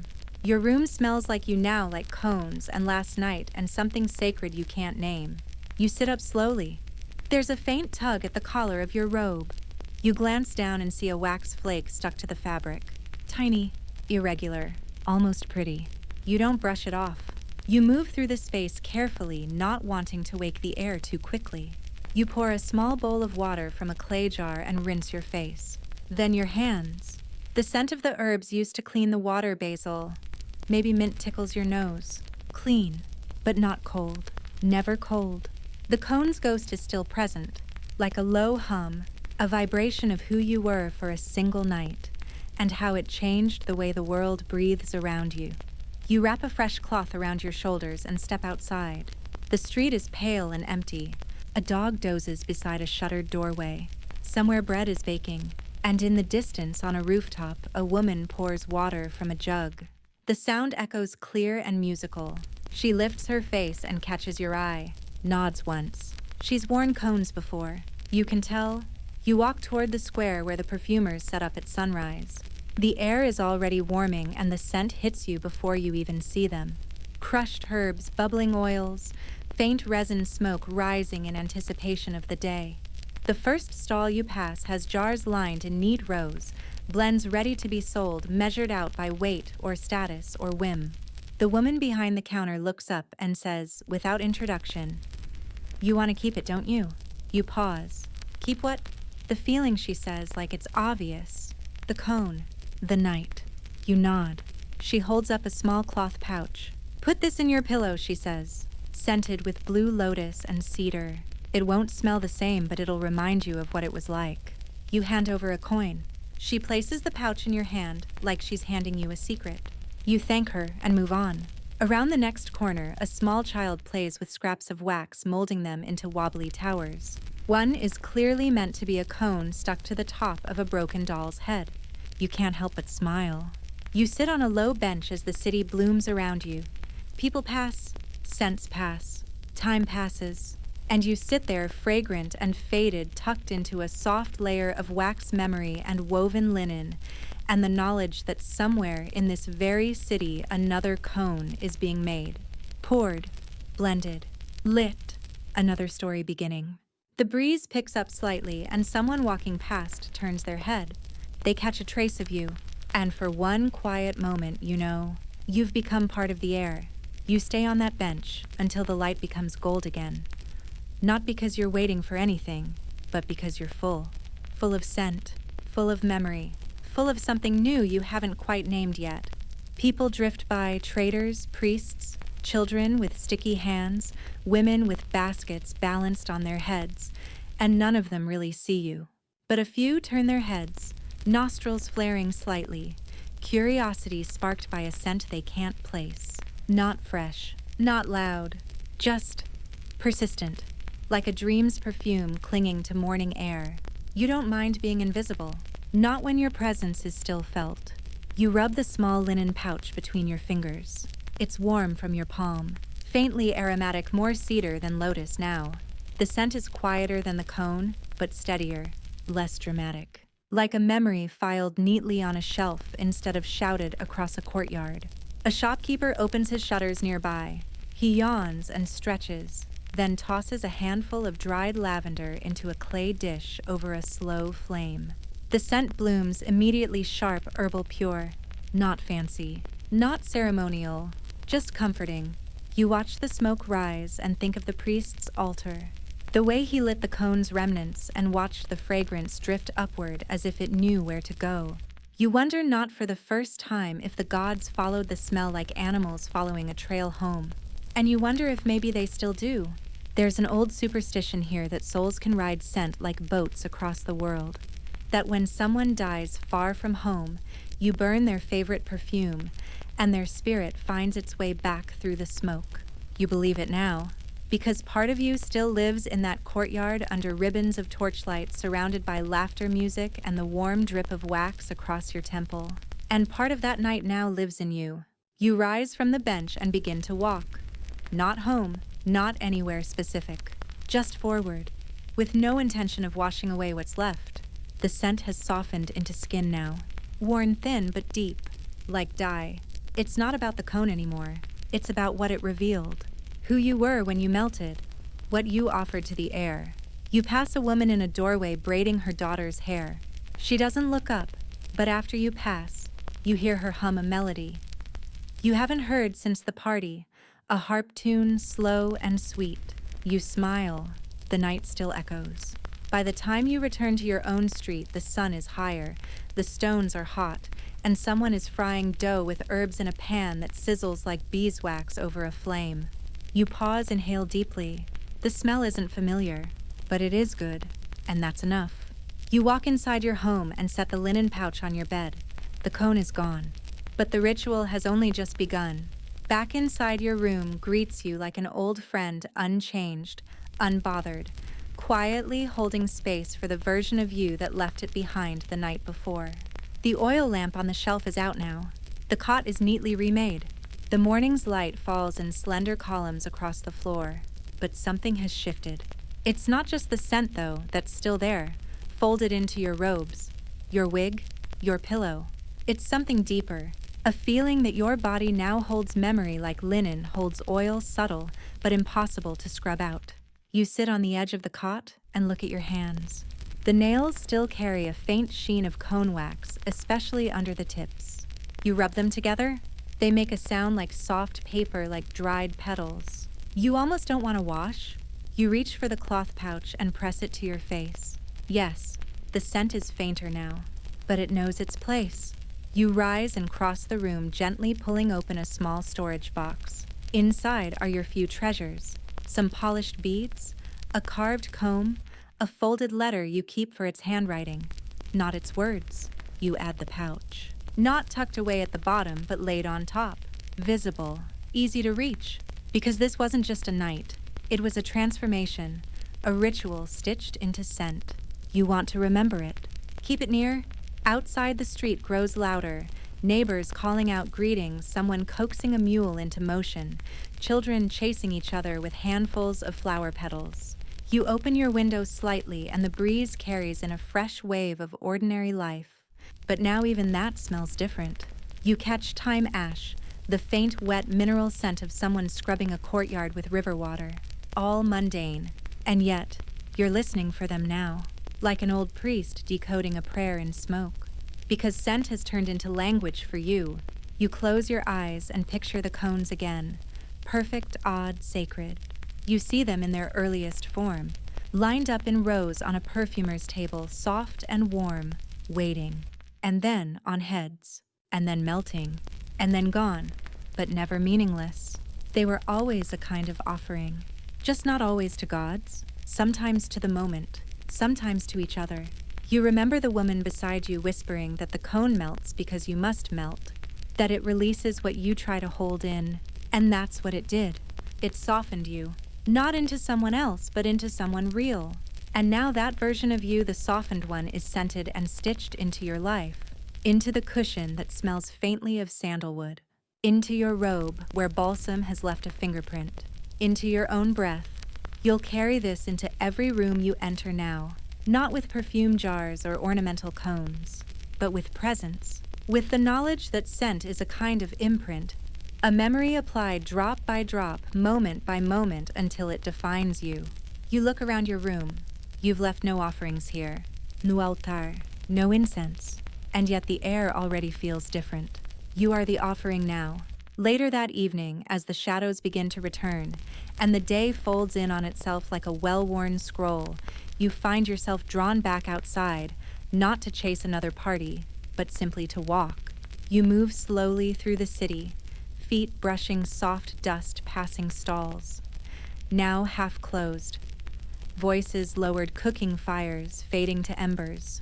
There's no plan, no destination, just the rhythm of steps and breath, and the faint, ever-dimming signature of perfume lingering in your linen. At a corner, you pass a group of women seated around a pot of steaming herbs. One of them looks up and says, "You smell like my sister's wedding." You pause, smile. Was that a compliment? She nods. She wore lotus oil, walked like the floor was scenting itself beneath her. The others laugh, but it's warm, easy.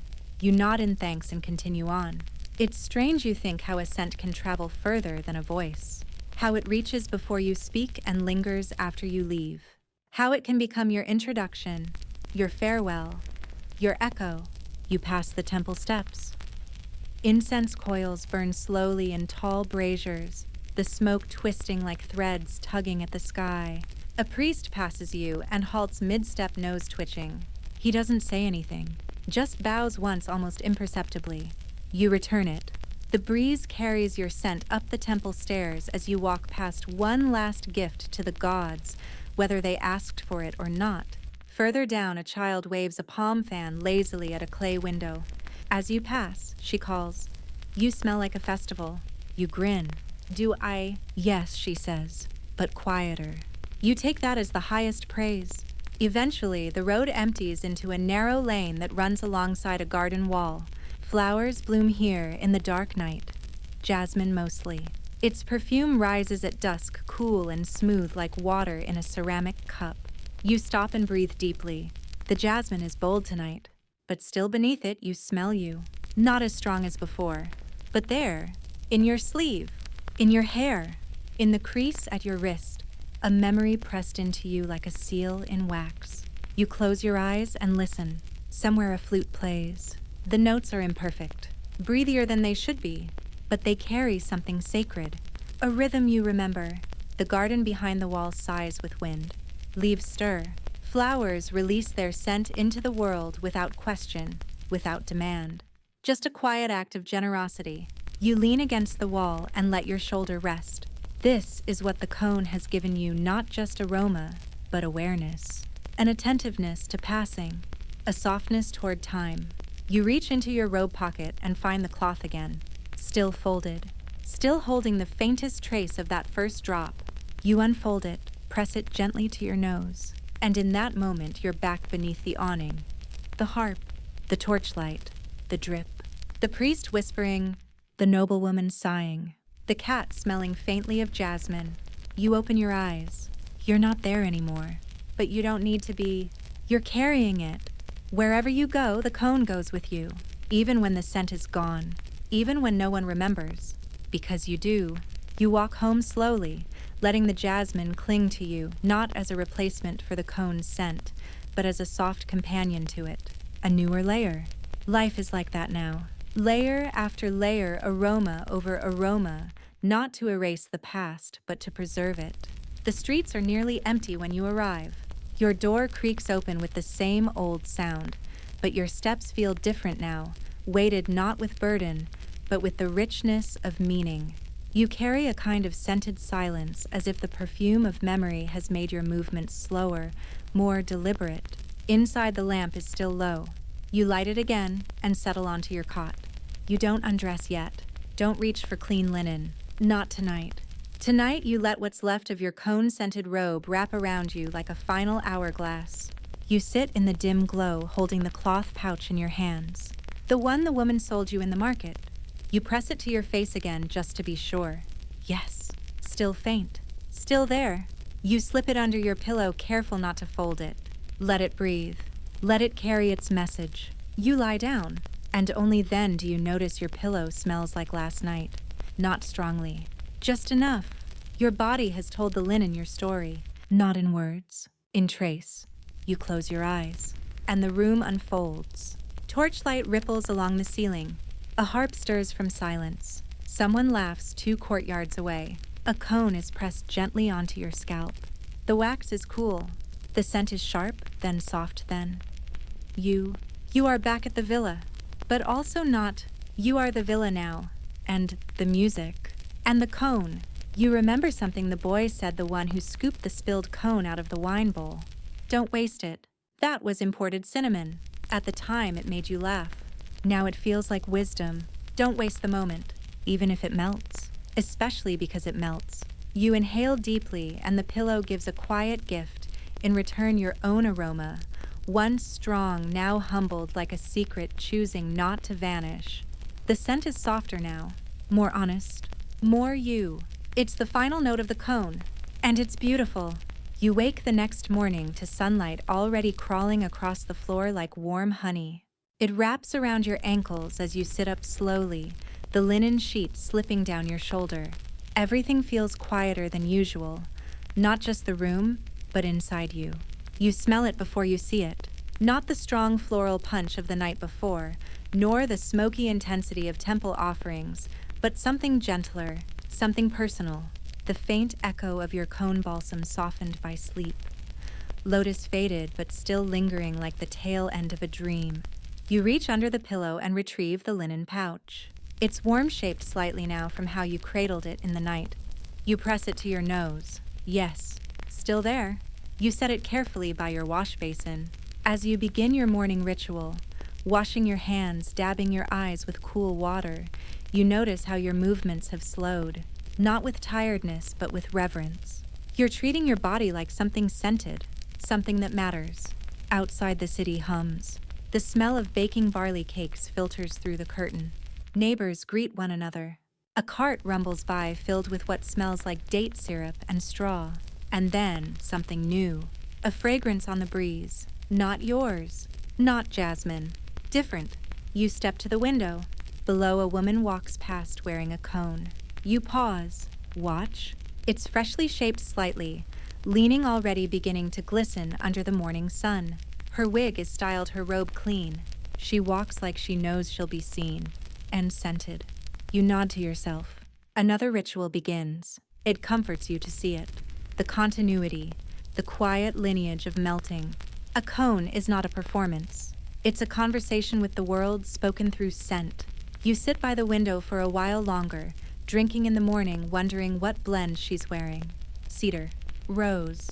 Something rare, maybe. Something expensive. Or perhaps simple just beeswax and memory. Later, you fold your robe from the party and tuck it into a basket for washing. You pause before sealing the lid. It smells like everything. The night. The wax. The music. Yourself. You press your face into it one last time, then let it go. But the cloth from under your pillow, that stays. It joins your shelf, not hidden away, displayed like a sacred scrap.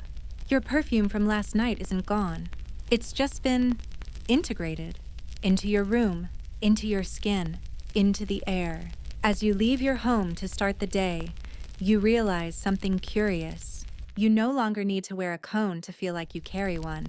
The scent, the ritual, the softness, it's all inside you now. And when people pass you on the street, they turn, not because the aroma shouts, but because it speaks. Gently. They remember something even if they're not sure what. And you remember everything. As the days pass, the scent fades. Not suddenly, not like a door slamming shut, but slowly like a candle running out of wick. Each morning your pillow smells a little less like balsam. Your robe, though, still soft, begins to carry more sunlight than perfume. Even the cloth pouch tucked on your shelf loses its edge, mellowing into something more suggestion than memory. But that's how scent works, isn't it? It doesn't vanish. It recedes. It leaves space. You find yourself walking differently through the market now, slower, more attentive. You sniff the air around the herb stalls. Pause at the oil jars. Linger a moment longer when someone walks past wearing something familiar. Not to chase what was, but because now you know how to notice. Before, a cone was a mystery, a curiosity, an odd headpiece from 2 murals. Now it's part of your internal language. You pass the perfumer's stall again. The same woman who sold you the pouch gives you a look that says, "Still carrying it," without needing to speak. You nod. She doesn't ask what scent you want today. She just hands you a tiny sample jar. You open it, frankincense, and just a thread of dried citrus peel. You breathe it in and feel the corners of your mind light up like rooms where the lamps haven't been lit in years, suddenly glowing again. "This one's for letting go," she says. You don't question her. You carry the jar in your palm as you walk home. You don't open it again. Just hold it. Let it warm in your grip. When you reach your doorstep, you sit on the threshold and dab a little behind each ear. The scent rises, not strong, gentle, familiar adjacent, and something shifts. It's not that you're replacing your cone. It's that your body is ready for a new chapter of scent. Later that evening, as the light turns soft and the sky takes on its familiar mauve hush, you open the box where the cloth pouch rests. You press it to your face. It's barely there now. Just air with a whisper. You smile, because that's the moment you've been waiting for. Not the wearing, not the melting, but the fading. This, too, was part of the ritual. The cone never promised permanence. It promised presence. And you fulfilled it. Every moment, every drip, every trace. You fold the pouch one last time and tuck it deeper into the box. Not discarded, just retired. You light a small stick of incense, your own blend now. A bit of frankincense, a scrap of orange peel. It curls around your shoulders like a nod from the gods. And you say thank you, not aloud, not in words, just by breathing. Evening after evening, you keep returning to the scents. Not out of longing, but out of fluency. You've learned how to listen with your nose now. Each aroma has meaning, weight, context. The bitter edge of myrrh signals closure. The brightness of fresh mint, a beginning. Warm cedar, a promise. You smell the world differently now, and it smells you back. One morning, as you walk past the temple courtyard, a novice priest pauses mid-sweep and says, "Your scent reminds me of sunrise prayers." You stop, caught off guard. "Does it?" He nods. "It's the quiet kind. The kind that stays on your robe hours after the chanting ends." You thank him and move on. But it stays with you, not the compliment, but the accuracy. You hadn't meant to carry anything that day. You'd bathed, changed, worn a fresh tunic, but clearly something lingers. Maybe from the cone, maybe from what came after. You begin to wonder, what if we all carry small cones even when there's no wax, no wig, no altar, not visible ones, but inner ones? Invisible rituals that soften us, remind us to slow, to melt when needed. You start crafting your own blends, not for show, not for parties, but for moments. For clarity, for rest, for laughter. A drop of myrrh on your wrist before writing. A brush of rose oil behind your ear before sleep. A blend of thyme and orange peel simmering while you cook. You no longer need a cone to mark an event. Now scent is the event. One day, while shopping for lentils, the seller leans over the counter and inhales gently. She says, "You smell like someone who's been somewhere." You blink. Not far," she adds, "but deep." You don't know how to answer that, so you just smile and buy the lentils.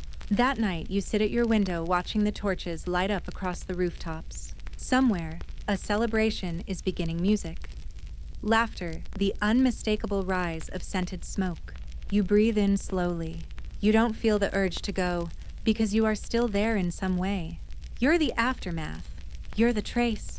The wax may be long gone, but its lesson remains. You no longer wear scent for others. You wear it for your own unfolding. Your cone melted. Your cone lingered. Your cone faded. And you've turned the memory of it into a rhythm, a ritual, a way of being. It's early evening again. The hour when the light leans sideways and the air smells dusty and a little sweet. You've made it a habit now, this quiet pause before the lamps are lit, before the streets fill with laughter and fire smoke. Tonight you do something small, something simple. You light a bit of crushed resin in a shallow clay dish. It's not expensive, not imported, not mixed by temple hands. Just your own blend, humble, handmade. You sit beside it, and you listen. The resin crackles softly as it burns its scent, rising without drama. There's something slightly bitter in it, something grounding. It reminds you of the final minutes of the party, the cooling wax, the hush after the harp, that weightless feeling of being surrounded but still entirely with yourself. You remember it so clearly now, not as a story you were told, but as something your body knows, something your skin has recorded. You lean back and close your eyes. No cone, no wig, no borrowed robe, and yet you are more scented now than ever. Not perfumed, no, scented, steeped in your own memory, inwardly fragrant. There's a word the ancients used for this kind of feeling, Nefer. Beautiful, yes, but also complete. Harmonious. Right. You've become a vessel that once held wax and now holds warmth. Later you step outside for air. The street is quiet. Someone's grilling onions over a small fire 2 houses down. A dog scratches at a door. The breeze carries in a faint whiff of fig and smoke. And something else. Something warm. A child runs past and stops suddenly. You smell like a story, she says. You crouch down. What kind of story? She shrugs. One where someone wears something strange on their head and everyone's laughing and dancing, and then they fall asleep and dream about cats. You blink. That's not inaccurate. You nod solemnly. Yes, that sounds about right. She grins and runs off again. You remain there for a while, standing barefoot in the soft evening dust, smiling to yourself. Because that's the real truth of it, isn't it? The cone didn't just melt on your head. It melted you into your world, melted your past into your present, turned scent into story. And now you are both. You wake once more to stillness, not the heavy silence of night, but the soft, aware stillness of a new day arriving without fanfare. The light filters in, like memory, gentle, unforced. The air is cool on your skin. You don't reach for perfume. You don't need it. There's still a trace of something on your pillow, barely there. A whisper. You press your face to it and breathe. Not to recall, but to return. The scent is almost gone now, but the experience never. You rise and move through the space without urgency. Your movements have become part of the ritual. Folding fabric, pouring water, touching the walls as you pass. Even your silence has weight now. Fragrance changed you, but time polished the lesson. And now you carry stillness like a scent. Outside, the morning is slow to warm. You step barefoot onto the threshold and watch the first shopkeeper light his incense stick. It curls upward in that familiar dance. You don't think of parties now. You think of presence, of being, of knowing what it feels like to melt slowly in a place where everyone carries their own ritual, their own cone, whether visible or not. Someone passes by, nods to you politely. They don't sniff the air. They don't tilt their head. But for a moment they pause just slightly, like something has reached them and they're not sure why. You smile, because you know, the cone taught you that.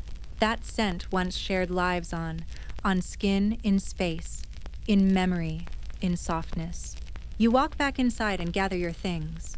The cloth pouch, the dried scrap of wax you couldn't quite let go. The robe you wore that night, still faintly scented in its seams. You're not collecting these. You're honoring them as reminders of the night when you learned how to be soft without breaking, to offer something beautiful and temporary, to leave something behind that lingers. You place the pouch in a small ceramic bowl. You touch the edge once, then you sit quietly and breathe. The scent is almost gone. The story's over. End of script. Sweet dreams.